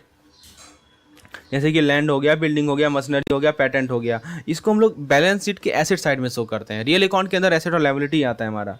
तो याद रखिएगा, बैलेंस शीट कैप्चर करेगा कंपनी के फाइनेंशियल पोजीशन को, जिसमें इसके एसेट एंड लायबिलिटी को लिस्ट किया जाएगा। और रियल अकाउंट चूंकि एक एसेट अकाउंट है तो इसको हम लोग बैलेंस शीट के एसेट साइड में डालेंगे। समझ में आ रहा है? तो आपको ये देखना है कि रियल अकाउंट के अंदर क्या आता है और फिर आपको ऑप्शन को देखना है, फिर आपको ये मैचिंग करना है। अब जैसे आप मान लीजिए कि आपने लैंड को एक्वायर करने के लिए लीगल फी पेमेंट किया, तो वो कैसा एक खर्चा है, कैपेक्स है, रेवेन्यू एक्सपेंडिचर है, डिफर्ड रेवेन्यू एक्सपेंडिचर है, या रेवेन्यू रिसीट है। थोड़ा सा मैं आपको बता देता हूँ। कैपेक्स का मतलब क्या होता है, कैपेक्स मतलब कैपिटल एक्सपेंडिचर का मतलब कि जो खर्चा हमने इनकर किया, हमें जो खर्चा लगा एक्वायर करने में, अपग्रेड करने में, एक्सटेंड करने में किसी एसेट के लाइफ को। अब यहाँ पे एसेट क्या है, हमारा लैंड है, इसको हम एक्वायर ही तो कर रहे हैं। तो ऐसा जो फ़ी होगा जिसमें हम लैंड को एक्वायर करेंगे, जैसे लीगल फ़ी हो गया, लीगल फ़ी आपने क्या क्यों पे किया, क्योंकि आपने लैंड को एक्वायर करना था, तो इसको आपको कैपिटलाइज करना पड़ेगा। जैसे अभी हमने आपको मशीनरी का इरेक्शन बोला था, इट शुड ऑल्सो भी कैपिटलाइज। मतलब क्या हुआ कि उसको हम लोग लैंड के कॉस्ट में जोड़ेंगे बैलेंस शीट में और तुरंत एक्सपेंस नहीं करेंगे प्रॉफिट एंड लॉस अकाउंट में। ठीक है, तो याद रखिएगा कि ये जो एक्सपेंडिचर है ये कंपनी को बेनिफिट प्रोवाइड करेगा लंबे अवधि में, क्योंकि वो एक एसेट से रिलेटेड है जिसको यूज़ किया जाएगा बहुत सालों तक। तो इसीलिए दोस्तों इसको हम लोग कैपिटल एक्सपेंडिचर के अकाउंट में ही ऐड करेंगे। समझे, लीगल फी जो हमने पे किया है लैंड को एक्वायर करने के लिए, this would be part of the capital expenditure. अब मान लीजिए कि बिल ऑफ एक्सचेंज रिटायर हो रहा है, इसका क्या मतलब होता है, समझिए। बिल ऑफ एक्सचेंज समझते हैं ना, बिल ऑफ एक्सचेंज एक रिटर्न ऑर्डर होता है जो एक पार्टी को बाइंड करता है कि वो सर्टेन सम ऑफ मनी जो है दूसरे पार्टी को पे करेगा डिमांड पे या प्री डिटरमाइंड डेट पे। अब एक होता है रिटायरमेंट। रिटायरमेंट का मतलब क्या होता है, समझिए। रिटायरमेंट का मतलब क्या होता है, what is the meaning of this retirement of bill. इसका मतलब कि हम बिल को सेटल कर रहे हैं, पे कर रहे हैं जिससे ड्यू डेट से पहले। तो समझिए कि एक तरह का प्री पेमेंट है। प्री पेमेंट समझते हैं ना, एक तरह का प्री पेमेंट है। और ड्रॉअर क्या करता है कि डिस्काउंट देता है ड्रॉई को अर्ली पेमेंट के लिए, लेकिन यहाँ पे की पॉइंट क्या है, बिल को ड्यू डेट से पहले सेटल किया जाएगा। तो इसको क्या बोलते हैं, pre payment of bill before due date. Option number D is the correct answer. चलिए आगे बढ़ते हैं हम लोग। Let's see the next question. According to section 53 of the companies act, यानी जो हमारा कंपनीज एक्ट 2013 है उसका सेक्शन नंबर 53 पे आ जाइए। A company can not issue share at discount accept in the case of the issue of. बहुत बढ़िया सवाल है। ठीक है, सब तरह का सवाल को यहाँ पे आपके सामने प्रस्तुत किया जा रहा है। चलिए, आपको यदि कैप्सूल कोर्स की रिक्वायरमेंट है, इस तरह के और भी सवाल है हमारे पास, लगभग 500 सवाल का सेशन सेट है। यदि आप उतना कर लेते हैं ना, निश्चित रूप से एक ना एक सवाल जरूर उससे आएगा, ये मेरा कॉन्फिडेंट है। ये मैंने अपने पिछले 4 से 5 साल का जो सवाल पूछा गया है उसको कंपाइल करके आपके सामने प्रस्तुत कर रहा हूँ। और ये मात्र चीज़ आपको 60 रुपीज़ में मिल रहा है। विशेष जानकारी के लिए मुझे व्हाट्सएप कर सकते हैं इस पार्टिकुलर नंबर पर। सेक्शन 53 पे आ जाइए, कंपनीज एक्ट 2013 का। कंपनी शेयर इशू नहीं कर सकती है डिस्काउंट पे accept in the case of issue of. एक देखिए, एक चीज़ को समझिए, एक होता है हमारा स्वीट इक्विटी शेयर। ये क्या होता है इसको समझिए।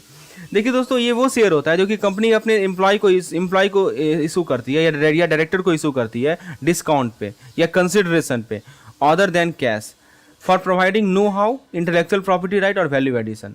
अब ये जो कंपनीज एक्ट का सेक्शन 53 है वो क्या कहता है कि ये प्रोहिबिट करता है कि आप शेयर को इशू करेंगे डिस्काउंट पे ताकि इन्वेस्टर के इंटरेस्ट को प्रोटेक्ट कर सकें और मार्केट इंटीग्रिटी को मेंटेन कर सकें। लेकिन एक्सेप्शन कहाँ पे, तो सेक्शन 53 जो ये बोलता है कि आप जो है ना, आप ऐसे शेयर को इशू नहीं करेंगे डिस्काउंट पे, शेयर को डिस्काउंट पे इशू नहीं करेंगे। सेक्शन 53 ये कहता है। लेकिन इसका एक एक्सेप्शन है, वो है हमारा स्वीट इक्विटी शेयर। जो कि एम्प्लॉय को रिवार्ड देता है, कंपनी अपने एम्प्लॉय को रिवार्ड देता है उसके कंट्रीब्यूशन के लिए, उसके कमिटमेंट के लिए, ठीक है। तो ये जो प्रोविजन है वो इंकरेज करता है एम्प्लॉय ओनरशिप को और अलाइन करता है उनके interest with the company success.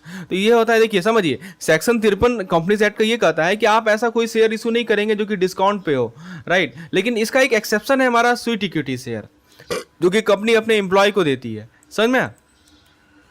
चलिए अब आपको सीओजीएस निकालना मैं सिखाता हूँ। सीओजीएस निकालना है, ओपनिंग स्टॉक दे रखा है 80,000, परचेज दे रखा है 1,20,000, डायरेक्ट एक्सपेंस दे रखा है 5500, इनडायरेक्ट एक्सपेंस दे रखा है 4,000, क्लोजिंग स्टॉक दे रखा है इन्होंने 9,000।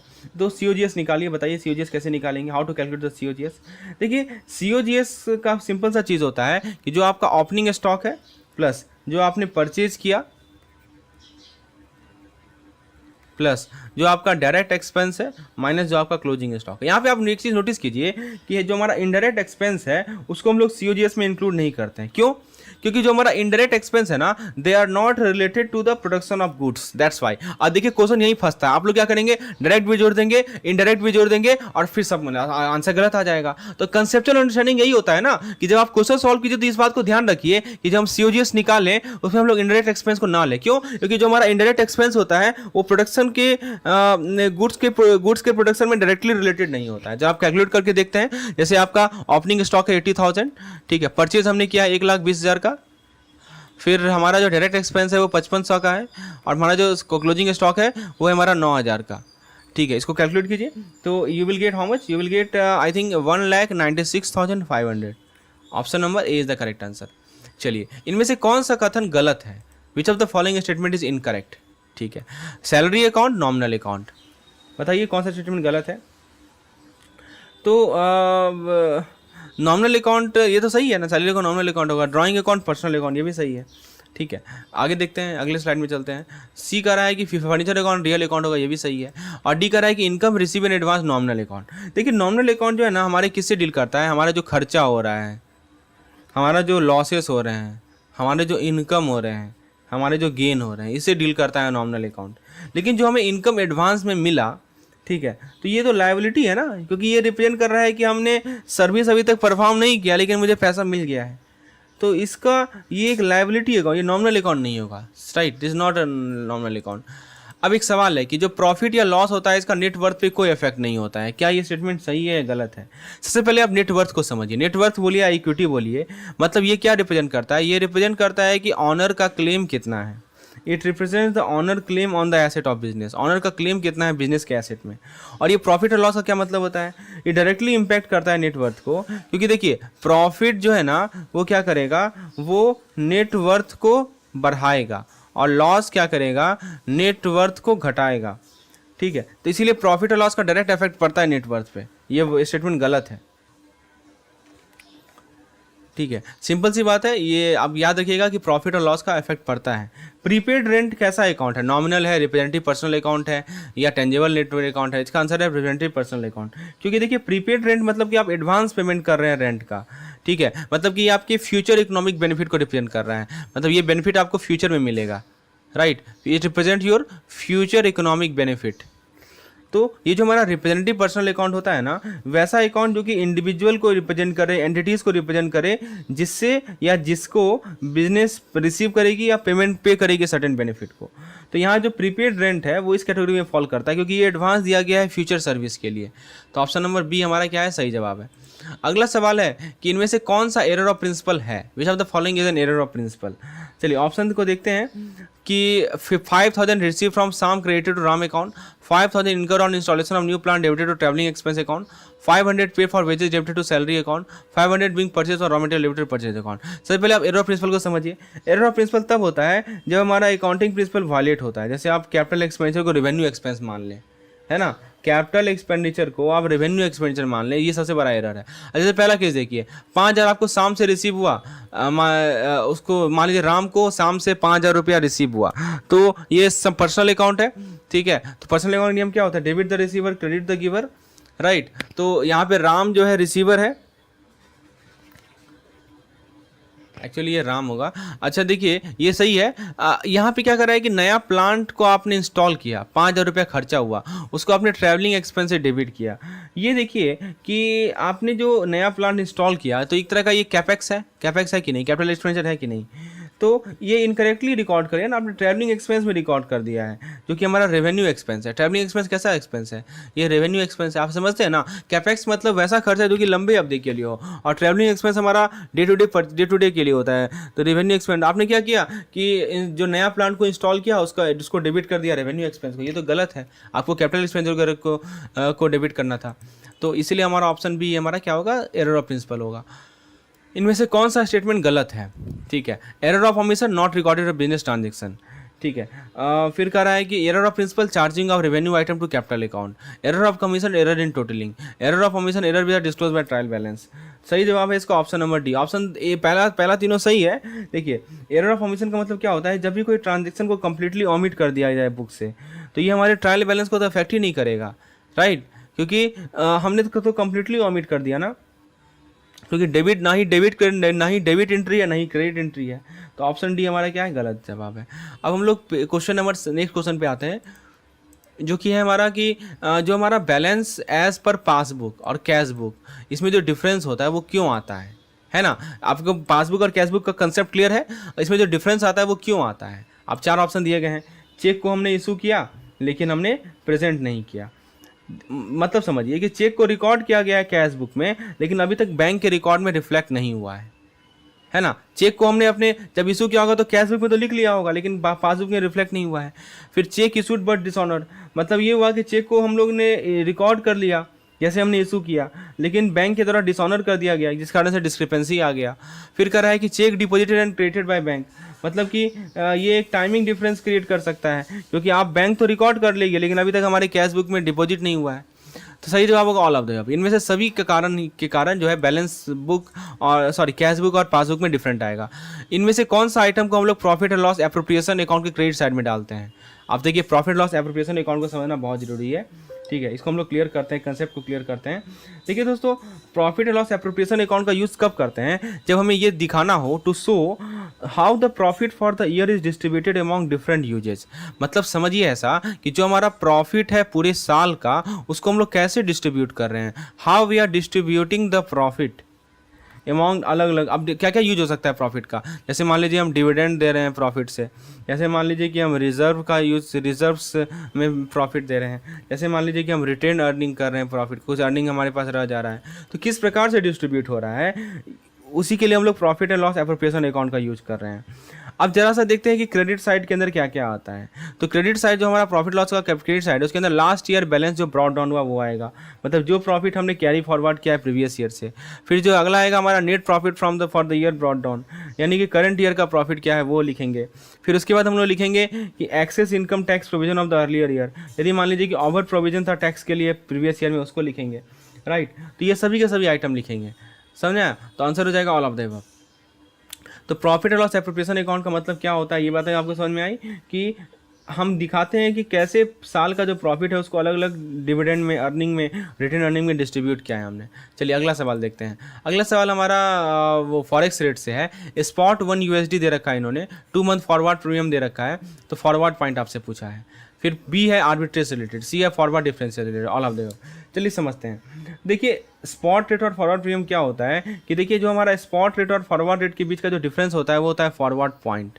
तो ये जो फॉरवर्ड पॉइंट लिखा है ना, ये किसके किसके बीच का डिफरेंस है, ये डिफरेंस है हमारा spot rate minus forward rate, ठीक है। अब जैसे स्पॉट रेट यहाँ पे कितना है, देखिए स्पॉट रेट है 74.4000 माइनस फॉरवर्ड रेट कितना है 74.5000। एक्चुअली इसको आगे कर लीजिए, फॉरवर्ड माइनस स्पॉट कर लीजिए, तो डिफरेंस कितना का आ रहा है 0.1000 का आ रहा है ना, तो ये 1000 ही हो गया ना, समझ में आ रहा। तो ये हमारा हो गया 1000 पॉइंट्स, को 1000 पॉइंट्स कहा जाएगा। तो यही होता है हमारा फॉरवर्ड पॉइंट। फॉरवर्ड पॉइंट जब भी निकालना आपसे पूछा जाए तो क्या कीजिए, forward rate minus spot rate को माइनस कर लीजिए। बी ऑप्शन कर रहा है तो ये ऑप्शन सही है। आर्बिट्रेज, आर्बिट्रेज का मतलब क्या होता है कि हम एक एसेट को एक मार्केट में खरीद रहे हैं और उसको दूसरे मार्केट में बेच रहे हैं, ताकि जो प्राइस डिफरेंस है इंटरेस्ट रेट का उससे हम लोग फ़ायदा उठा सकें, उसको आर्बिट्रेज बोलते हैं। सी कर रहा है कि फॉरवर्ड डिफरेंशियल इन्होंने स्वैप रेट, तो ये बिल्कुल सही है कि जो हमारा स्पॉट प्राइस और फॉरवर्ड प्राइस का बीच का डिफरेंस को स्वैप रेट कहा जाता है। तो सही आप देख सकते हैं कि सभी का सभी ऑप्शन हमारा सही है, ऑप्शन डी हमारा सही आंसर होगा। नेक्स्ट क्वेश्चन है, इनमें से कौन सा स्टेटमेंट गलत है। पहला देखते हैं कि जो प्रीमियम ऑन शेयर होता है उसको हम लोग इशू कर सकते हैं, bonus share issue, buyback of share, writing of preliminary expense, ये सब मैंने आपको बताया था। प्रीमियम ऑफ शेयर का मतलब क्या होता है, राइट, मतलब कि आप बहुत सारे पर्पज़ के लिए यूज़ करते हैं, ये सही है। Sweet equity share are issue to director employ in consideration of cash, ये भी सही है। Issue of bonus share by capitalisation of reserve and profit, तो बोनस शेयर को कैसे इशू करते हैं, कंपनी का जो रिजर्व प्रॉफिट कैपिटलाइज करते हैं उसको शेयर कैपिटल में कन्वर्ट कर दिए, भी सही है। और company balance sheet as per part 2 of the schedule 3 of the companies act, ये गलत है। तो कंपनीज एक्ट 2013 के अनुसार बैलेंस शीट को प्रिपेयर किया जाएगा एज पर पार्ट 1, याद रखिएगा, पार्ट 1 ऑफ शेड्यूल 3, ना कि पार्ट 2। ये आपको पता होना चाहिए कि कंपनीज एक्ट क्या कहता है कि जितने भी कंपनियां हैं उनको बैलेंस शीट प्रिपेयर करना है as per part 1 of the schedule 3, ठीक है। तो शेड्यूल 3 के पार्ट 1 के अनुसार जो है उन्हें बैलेंस शीट प्रिपेयर करना है, ये आप ध्यान रखिएगा। चलिए अब हम लोग आगे बढ़ते हैं, नेक्स्ट क्वेश्चन पे आते हैं। नेक्स्ट क्वेश्चन है हमारा कि विच of the following statement is correct about share for future. सवाल है कि before for future of share the company send a 40-day final notice, कौन सा स्टेटमेंट सही है पूछा जा रहा है। तो ये सही है कि कंपनी जो है एक शेयर होल्डर को 14 दिन का नोटिस देती है कि वो आउटस्टैंडिंग अमाउंट पे कर दे। फिर कह रहा है कि profit from the sale of reissued forfeited share will transfer to the capital reserve, ये भी सही है कि यदि मान लीजिए कि फॉरफिटेड शेयर को रीइशू किया जाए एक प्राइस पे जो कि ओरिजिनल इशू प्राइस से ज़्यादा हो, तो जो भी प्रॉफिट हमें हो रहा है उसे हम लोग कैपिटल रिजर्व अकाउंट में ट्रांसफर करेंगे। ऑप्शन सी कह रहा है कि forfeiture means cancellation of the name of the defaulting share holder from the register of member, ये भी सही है। इसके अंदर क्या होता है फॉरफिचर के अंदर कि हम जो है शेयर होल्डर के शेयर को कैंसिल कर देते हैं, इन्होंने अपने कॉल मनी को पेमेंट नहीं किया है। तो ऑप्शन नंबर डी हमारे यहाँ पे सबसे ज़्यादा एप्रोप्रिएट आंसर है। अगला सवाल देखते हैं, इनमें से कौन सा स्टेटमेंट गलत है अकाउंटिंग स्टैंडर्ड। तो देखिए सब के सब अकाउंटिंग स्टैंडर्ड यहाँ पे लिखे गए हैं, जैसे AS2 लिखा है, AS2 does not apply to a construction contract, service provider, sale head है, लाइव स्टॉक, ठीक है। कौन सा यहाँ पे गलत है ये पूछा जा रहा है, तो ये तो सही है। AS2 जो हमारे वैल्यूएशन ऑफ इन्वेंट्री से रिलेटेड है, कंस्ट्रक्शन कॉन्ट्रैक्ट से रिलेटेड नहीं है, वैल्यूएशन ऑफ इन्वेंट्री से रिलेटेड है AS2, ठीक है। और AS7 का रहा है कंस्ट्रक्शन कॉन्ट्रैक्ट, ये सही है। AS10 का रहा है अकाउंटिंग फॉर फिक्स एसेट, ये भी सही है। AS18 का रहा है कि related party transaction, this is also correct. AS20 का रहा है अर्निंग पर शेयर से, ये AS26 का रहा है इंटेंजिबल एसेट, ये गलत है। याद रखिए जो AS26 है ना वो हमारे किससे रिलेटेड है, इंटेंजिबल एसेट से रिलेटेड है। दो तरह के एसेट होते हैं, इंटेंजिबल और टेंजिबल, आपको डिफरेंस क्लियर होना चाहिए। चलिए अगला सवाल देखते हैं। अगला सवाल है हमारे स्क्रीन पर कि विच of the following statement is incorrect, कौन सा स्टेटमेंट गलत है ये पूछा जा रहा है आपसे। इसीलिए कहा मैंने आपको कि ये जो हमारा सेशन है कोई क्वेश्चन आंसर सेशन, इसमें सब तरह के क्वेश्चन लाए गए हैं, कोई रिपीटेशन नहीं है। पहला कह रहा है कि front office in a branch generate revenue या प्रॉफिट, ठीक है। जो हमारा फ्रंट ऑफिस होता है ब्रांच में वो रेवेन्यू प्रॉफिट जनरेट करता है। तो देखिए फ्रंट ऑफिस रेवेन्यू और प्रॉफिट जनरेट करता है, सही बात है, क्योंकि कस्टमर सर्विस से डील करता है। YTM and bond price are inversely related, ये भी सही है कि YTM यानी यील्ड टू मैच्योरिटी और बॉन्ड प्राइस इन्वर्सली रिलेटेड होता है। जब भी बॉन्ड प्राइस बढ़ता है तो YTM नीचे जाता है, vice versa. Net profit is a liability to the firm, देखिए नेट प्रॉफिट एक लायबिलिटी माना जाता है क्योंकि ये रिप्रेजेंट करता है वो अर्निंग जो कि डिस्ट्रीब्यूट किया जाएगा शेयर होल्डर को या बिजनेस में रिटेन किया जाएगा। Rent paid in advance debit balance, तो रेंट पेड इन एडवांस एक तरह का हमारा क्या है, प्रीपेड एक्सपेंस है, ठीक है, और इसका डेबिट बैलेंस होता है। कैरेज इनवार्ड रियल अकाउंट, देखिए कैरेज इनवार्ड का मतलब क्या होता है कि जो कॉस्ट हमें गुड्स को लाने में खर्चा हुआ बिजनेस प्रीमाइसेस तक, तो ये हमारा रियल अकाउंट नहीं होगा, ये हमारा क्या होगा, ये एक्चुअली नॉमिनल अकाउंट है, क्योंकि एक तरह का हमारा खर्चा हो रहा है, एक्सपेंसेस है, एक्सपेंस होगा तो हमारा नॉमिनल अकाउंट होगा। अगला सवाल है कि कौन सा स्टेटमेंट गलत है। Sales return is credited to the customer account, यानी कि बायर अकाउंट कर रहा है। सेल्स रिटर्न का मतलब क्या होता है कि जो अमाउंट कस्टमर ने उधार लिया था वो कम हो रहा है, सेल्स को रिटर्न किया, समझ रहे हैं ना, जो पैसा उसने उधार लिया था कस्टमर ने उसने उसको लौटाया। तो चूंकि यहाँ पे क्या हो रहा है कि अमाउंट ऑड बाय कस्टमर कम हो रहा है, इसीलिए इसे हम लोग कस्टमर के अकाउंट में क्रेडिट करते हैं, ये सही है। फिर कह रहा है कि purchase return is debited to the customer account, तो परचेज रिटर्न को सेलर अकाउंट से डेबिट करते हैं, राइट, क्योंकि ये जो अमाउंट सप्लायर को पेबल है वो कम करता है। Asset, all asset are in the credit balance and real account, मतलब कि जो हमारा एसेट होता है इसका डेबिट बैलेंस होता है, क्रेडिट बैलेंस नहीं होता है, और इसका रियल अकाउंट है, तो ये गलत है। फिर all liability are in credit balance and personal account, ये सही है। Share forfeiture balance in the share forfeiture account shall be transfer to the capital reserve, ये भी सही है। ठीक है, तो ऑप्शन नंबर सी यहाँ पे गलत है।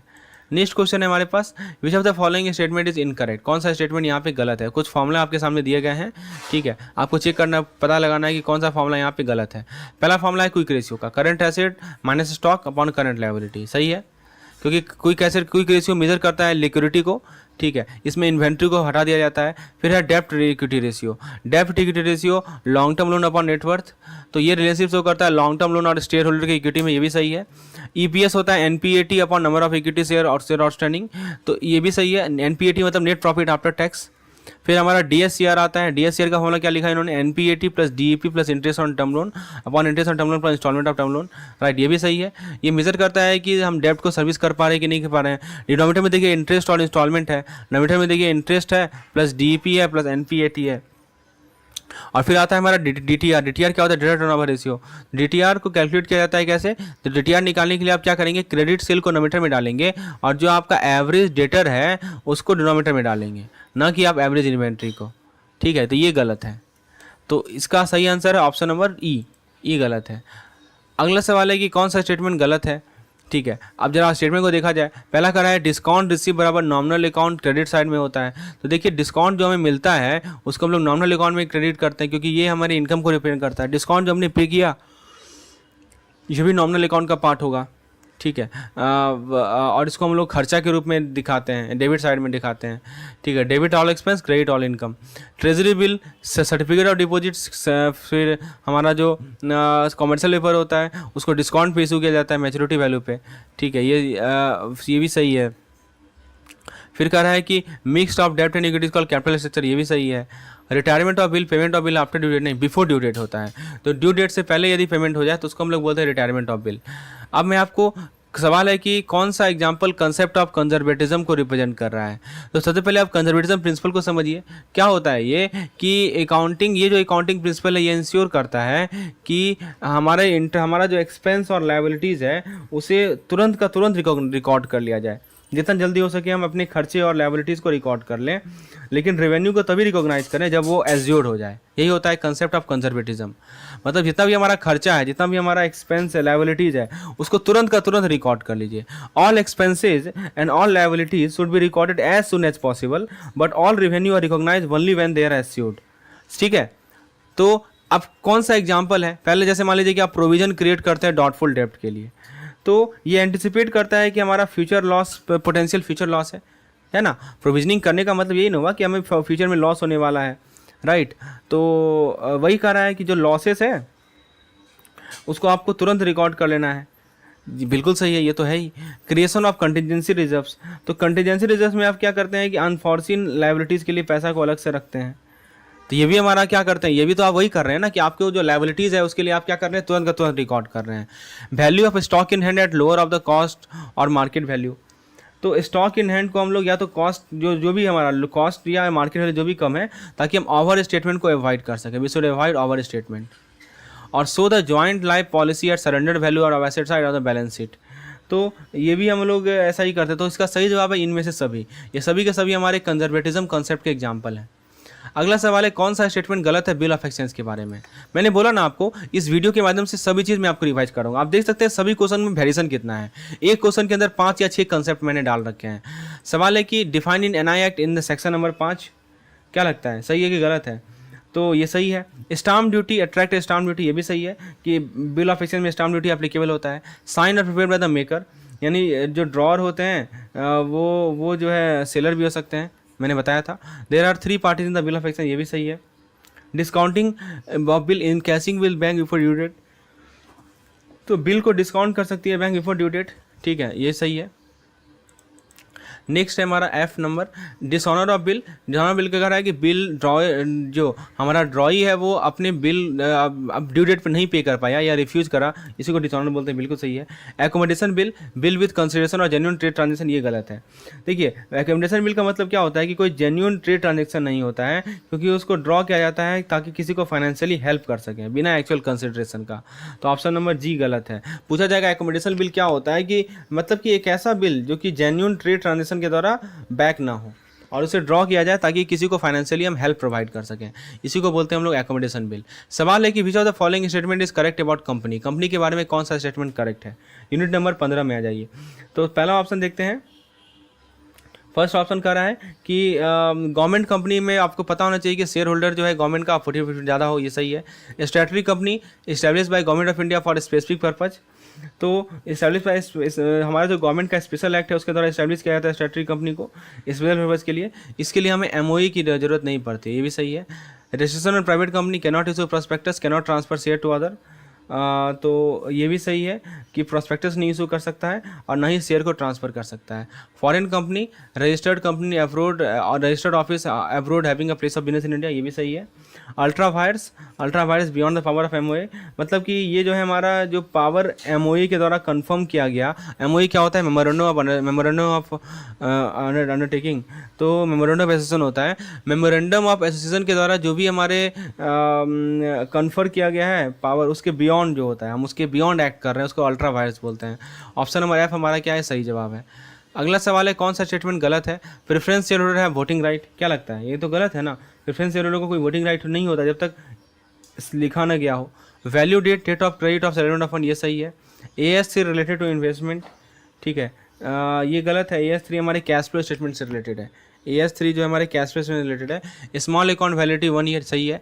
Increase in long term liability source of fund, तो जब भी हमारा लॉन्ग टर्म लायबिलिटी बढ़ेगा तो सोर्स ऑफ फंड नहीं माना जाता है। Closing stock appear in both the trading account as well as balance sheet current asset, ये सही है, ठीक है। अब सवाल है कि नेक्स्ट क्वेश्चन है आपके सामने, इनमें से कौन सा स्टेटमेंट गलत है। जैसे देखिए, ओपनिंग स्टॉक 4000 है, परचेज 6000 है, डायरेक्ट एक्सपेंस 300 है, क्लोजिंग स्टॉक कितना है? COGS 9800 होगा। तो COGS निकालना आता है ना आपको। ये देखिए 4000 प्लस 6000 प्लस 300 माइनस 500 जोड़ के देखिए कितना आ रहा है।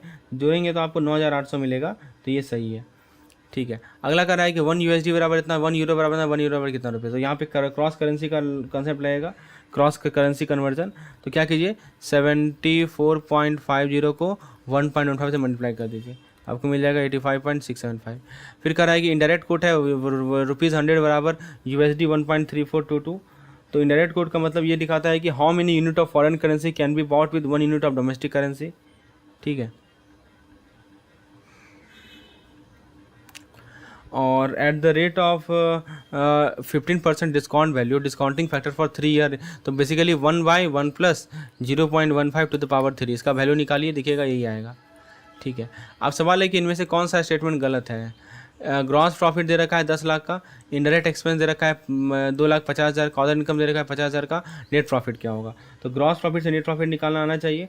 तो कैसे निकालते हैं ग्रॉस प्रॉफिट से नेट प्रॉफिट? देखिए सिंपल सी बात है, नेट प्रॉफिट बराबर gross profit plus other income minus indirect expense. तो ग्रॉस प्रॉफिट यहाँ पे कितना है? 10 लाख का है, ठीक है। उसके बाद अदर इनकम कितना है? 50,000 का है। और इनडायरेक्ट एक्सपेंस कितना है हमारा? 2.5 लाख का है, ठीक है। इसको यदि आप सॉल्व करेंगे तो आपको 8 लाख मिलेगा, यू विल गेट 8 लाख। तो ये सही है। फिर अगला ऑप्शन नंबर बी देखते हैं। बी कह रहा है कि एनपीएटी बराबर 50 crore, number of equity share ये भी था, आई थिंक 50 लाख। ईपीएस जो होगा कंपनी का 100 होगा। तो बेसिकली ईपीएस कैसे निकालते हैं? तो ईपीएस निकालने के लिए क्या करते हैं कि हमारा जो एनपीएटी है उसको नंबर ऑफ इक्विटी डिवाइड करेंगे तो 100 आएगा, बिल्कुल सही है। क्रेडिट सेल 60 लाख का, एवरेज डेटर 10 लाख का, डेटर कलेक्शन पीरियड है 60 डेज। तो डेटर कलेक्शन पीरियड कैसे निकालते हैं? देखिए एवरेज डेटर नंबर में डाल दीजिए, फिर क्रेडिट सेल को डिनोमिनेटर में डाल दीजिए, ठीक है, और उसको मल्टीप्लाई कर दीजिए 365 दिन से, लगभग 60 दिन आएगा, ये सही है। कॉस्ट ऑफ गुड सोल्ड हमारा है 45 लाख का, एवरेज इन्वेंट्री है 6 लाख का, इन्वेंट्री होल्डिंग लेवल होगा 60 डेज। कैसे निकालेंगे इन्वेंट्री होल्डिंग? तो एवरेज इन्वेंट्री 6 लाख का है, cost of good sold 45 lakh का है, इसको 365 से मल्टीप्लाई कर दीजिए तो आपको 48 डेज के आसपास आएगा। चलिए अब अगला सवाल देखते हैं। बॉन्ड के बारे में कौन सा स्टेटमेंट जो है हमारा गलत है, सही है, ये पूछा जा रहा है आपसे। तो पहला कह रहा है कि एक बॉन्ड है जिसका ड्यूरेशन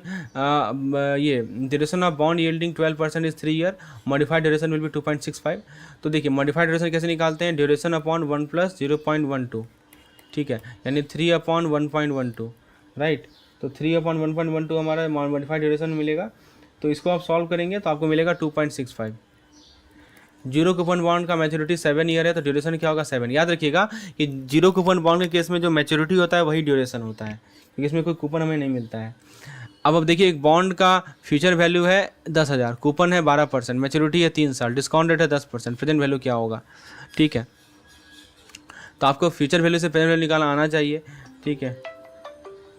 उसके बाद दोस्तों है कि बॉन्ड का फ्यूचर वैल्यू जो है हमारा वो 10,000 है, कूपन है 12% और मैच्योरिटी है 3 साल, तो डिस्काउंट रेट क्या होगा। तो यहाँ भी आपको ये फॉर्मूला को यूज करना है, ठीक है, मैक्लॉड ड्यूरेशन के फॉर्मूले को यूज करना है। तो please go through MacLeod duration, बहुत इंपॉर्टेंट है फॉर्मूला। अब अगला सवाल देखते हैं, विच of the following statement is incorrect. IRR is more than cost of capital, project can be taken up. बताइए, यदि IRR यदि कॉस्ट ऑफ कैपिटल से ज़्यादा होगा तो प्रोजेक्ट हमारा फाइनेंशियली वाइबल है, सही है। फिर अगला ऑप्शन है कि अंडर NPV या project will be accepted for investment, NPV is positive, ये भी सही है।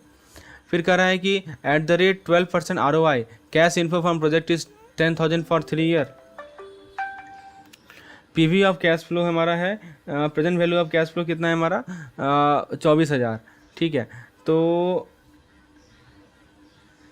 PV निकालना है आपको, PV कैसे निकालते हैं प्रेजेंट वैल्यू, ठीक है। तो देखिए 10,000 का आपको कैश इनफ्लो मिल रहा है 3 साल तक, तो पहले साल 10,000 मिला, अगले साल 10,000 मिला, अगले साल 10,000 मिला, यहाँ पे मैं शो करता हूँ 10,000 10,000 और यहाँ भी 10,000।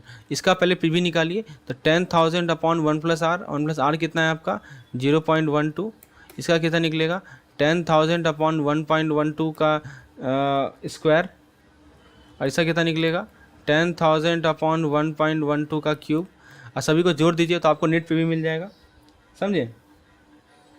अच्छा, तो ये जो आपको मिलेगा ना नेट PV, वो मिलेगा 26,739। यहाँ पे लिखा है 24,000, ये गलत है, ठीक है। ऑप्शन डी देखते हैं, average net profit for 5 year दे रखा है 66,000, एवरेज इन्वेस्टमेंट दे रखा है 80, आई थिंक 8 लाख। तो ARR क्या होगा, तो ARR का पता है, फॉर्मूला ही होता है average net profit divided by average investment. Average net profit कितना का है, एवरेज नेट प्रॉफिट है इनका 66,000, इसको 100 से मल्टीप्लाई परसेंटेज के लिए, और एवरेज इन्वेस्टमेंट कितना है 8 लाख। इसको सॉल्व कीजिए तो आपको इसका वैल्यू मिलेगा 8.25, ठीक है। चलिए अगला सवाल देखते हैं हम लोग। ARR भी देखते हैं, ये बहुत इंपॉर्टेंट चीज़ है। कौन सा स्टेटमेंट सही है। एसेट का कॉस्ट दे रखा है 8 लाख का, रेट ऑफ डेप्रिसिएशन दे रखा है 20% का। तो WDV मेथड के अनुसार book value at the end of 4 year कितना होगा, ठीक है। ये सवाल बहुत बढ़िया है, इसको सॉल्व करते हैं। तो WDV मेथड आप जानते हैं ना, रिटर्न डाउन वैल्यू मेथड बोलते हैं, ठीक है। तो book value of the asset at the end of 4 year कैसे निकालेंगे। इसका निकालने का सिंपल सा तरीका है कि आप 8 लाख पहले ले लीजिए और इसको 1 माइनस 0.2 से टू द पावर 4 कर दीजिए, ठीक है। तो ये कितना मिल जाएगा 3,27,860, ठीक है। तो ये हमें मिल जाएगा हमारा book value of the end of 4 year. ये फॉर्मूला याद रखिएगा बुक वैल्यू निकालने का। अगला क्वेश्चन है कि आपको दिया हुआ है कि एसेट का कॉस्ट दे रखा है इन्होंने 8 लाख का, लाइफ दे रखा है 5 साल का, amount of depreciation third year कितना होगा सम ऑफ ईयर मेथड से, वो बताना है आपको। तो देखिए सम ऑफ ईयर मेथड से बताना है ना थर्ड ईयर के लिए। तो क्या कीजिए 5 - 3 + 1 divided by 15 multiplied by 8 lakh, ठीक है। तो ये कितना मिल जाएगा 1,60,000 मिल जाएगा, समझे।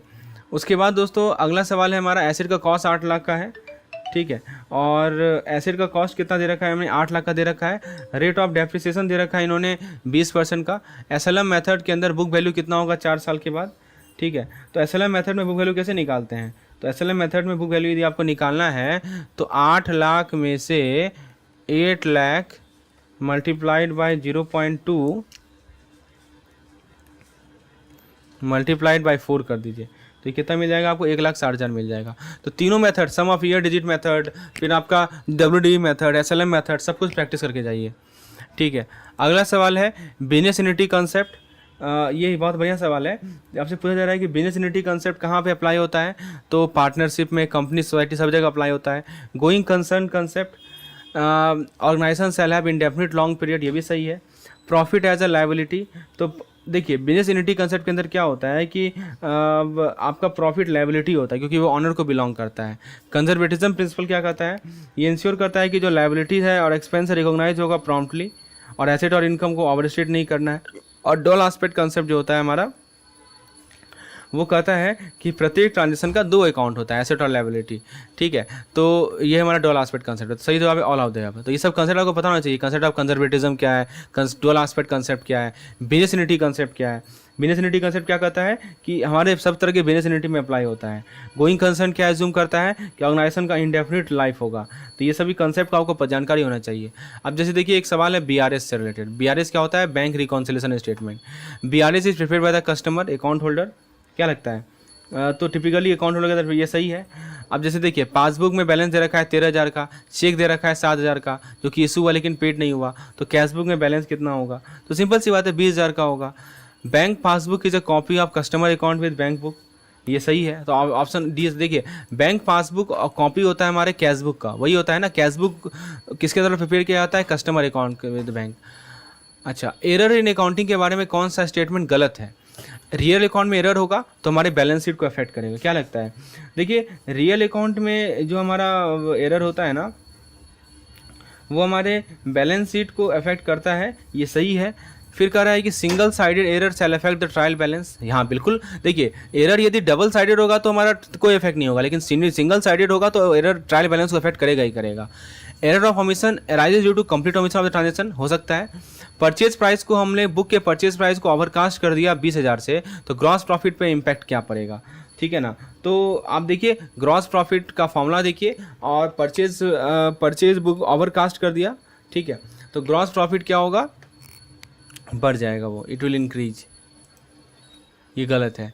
अब देखिए कुछ हम लोग कैपेक्स और रेवेन्यू एक्सपेंडिचर पे कुछ सवाल कर लेते हैं। जैसे सवाल है कि आप यदि R&D पे एक्सपेंडिचर कर रहे हैं तो वो डिफर्ड रेवेन्यू एक्सपेंडिचर होगा, ये तो सही है। आप अमाउंट गुडविल को एक्वायर करने के लिए अमाउंट पे कर रहे हैं तो कैपेक्स के अंदर आएगा। क्या लगता है, ये भी सही है, क्योंकि गुडविल बेसिकली इंटेंजिबल एसेट है, राइट, एसेट के लिए तो कर रहे हैं आप। और स्टैंडिंग एक्सपेंडिचर जो आपका वेज एंड सैलरी पे वो रेवेन्यू में आएगा, बिल्कुल सही। कैपिटल रिसीट के अंदर शेयर कैपिटल का issue, long term loan rate करना, इशू ऑफ डिवेंचर, ये सभी आते हैं। कंस्ट्रक्शन और बिल्डिंग को रेवेन्यू में कब से डालने लगे, ये तो गलत है ना, ठीक है। चलिए, तो अब कह रहा है कि यदि आप कैपेक्स को रेवेन्यू एक्सपेंडिचर में क्लासीफाई कर देंगे तो आपका प्रॉफिट क्या हो जाएगा, कम हो जाएगा, राइट, तो ये सही है। नेक्स्ट क्वेश्चन देखते हैं, इनमें से कौन सा अकाउंटिंग स्टैंडर्ड के बारे में सही है, ये पूछा गया है, ठीक है। तो देखते हैं जरा, AS29, इसमें देखिए एक ही सही है हमारा। AS3 जो है हमारा वैल्यूएशन ऑफ स्टॉक से रिलेटेड है।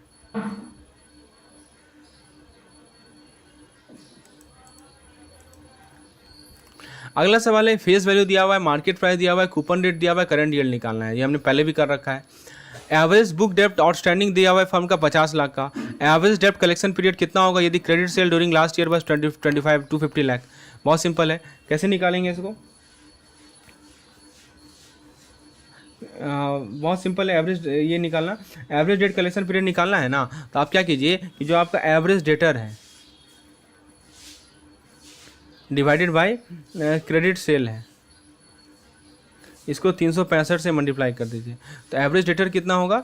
एवरेज डेटर है हमारा यहाँ पे आप देख सकते हैं 50 लाख का, 50 लाख का हमारा एवरेज डेटर है, और क्रेडिट सेल कितना है, 250 लाख है, और इंटू 365 करेंगे, मतलब लगभग 1/5 हो गया ये, ठीक है ना। 150 करेंगे 73 डेज आंसर होगा। चलिए अब MPVF पे एक सवाल कर लेते हैं, बहुत इंपॉर्टेंट है। MPVF कैलकुलेशन बहुत इंपॉर्टेंट है, इसे सवाल बार बार आता है। करंट एसेट कंपनी का दे रखा है 96 लाख, अदर करंट लायबिलिटी दे रखा है 16 लाख। MPVF निकालिए, मार्जिन निकालिए, Tandon committee second method of lending. तो टंडन कमेटी सेकंड मेथड देखिए सिंपल सी बात है, WCG निकालना है, WCG में से NWC माइनस करना है, तो ये हमें दे देगा MPVF। तो WCG कैसे निकलेगा, current asset minus CLOBV, current liability other than bank borrowing, है ना। तो इस प्रकार से हम लोग WCG निकाल सकते हैं। और ये जो हमारा सेकंड मेथड वो कहता है कि जो हमारा NWC होगा ना, वो हमारे करंट एसेट का 1/5 होगा, राइट, आपको याद होना चाहिए ये सब चीज़, ठीक है। 1/4 होगा, सॉरी मैं 1/5 बोल रहा हूँ, 1/4 होगा किसका, करंट एसेट का। तो टोटल करंट एसेट कितना है, 96 लाख, इसका 1/4 निकालिए, कितना हो जाएगा, 24 हो जाएगा, 24 लाख हो जाएगा, ठीक है। तो आप पहले NWC निकाल लिए, WCG कितना निकलेगा, तो WCG में के लिए 96 में से आप क्या कीजिए 16 को घटा दीजिए, ठीक है, और उसमें से आप जो है फिर 24 को घटा दीजिए, तो कितना आ जाएगा आपका, बैंक कितना फाइनेंस करेगी, 56 लाख फाइनेंस करेगी। समझ में आया? तो देखिए सिंपल सी बात है कि हमें एंड यदि MPVF निकालना है तो वर्किंग कैपिटल गैप में से नेट वर्किंग कैपिटल को माइनस करना है। वर्किंग कैपिटल गैप निकालने के लिए current asset minus current liability other than bank borrowing को कैलकुलेट करना है। और NWC जो कहता है वो कहता है कि 1/4 होगा हमारा 25% होगा हमारा नेट करंट एसेट का, ठीक है, as per tender committee number 2। अच्छा, एक फर्म का ओपनिंग स्टॉक दे रखा है, क्लोजिंग स्टॉक दे रखा है, कॉस्ट ऑफ गुड्स सोल्ड दे रखा है, इन्वेंट्री टर्नओवर रेशियो कितना होगा, बहुत सिंपल है, cost of goods sold divided by average inventory, ठीक है। कॉस्ट ऑफ गुड्स सोल्ड कितना है, पहले एवरेज इन्वेंट्री निकाल लीजिए। एवरेज इन्वेंट्री कितना हो जाएगा, यहाँ देखिए ओपनिंग स्टॉक 70,000 है, 90,000 है, 80,000 इसका एवरेज इन्वेंट्री हो जाएगा। और कॉस्ट ऑफ गुड्स सोल्ड 3,40,000 है, तो 4.25 आंसर आएगा, इट विल बी 4.25, ठीक है। इसके बाद हम लोग एक और क्वेश्चन देखते हैं, कौन कौन सा फैक्टर है जो कि डिसाइड करता है फॉरवर्ड पॉइंट को, तो demand and supply of currency, market view, interest rate सभी करता है। तो फ्रेंड्स कैसा लगा आपको क्वेश्चन जरूर कमेंट सेक्शन में बताइए। यदि आप इतना क्वेश्चन कर लेते हैं तो निश्चित रूप से बहुत सारा कंसेप्ट आपको क्लियर हो गया होगा। चैनल को सब्सक्राइब कीजिए, वीडियो को लाइक कीजिए और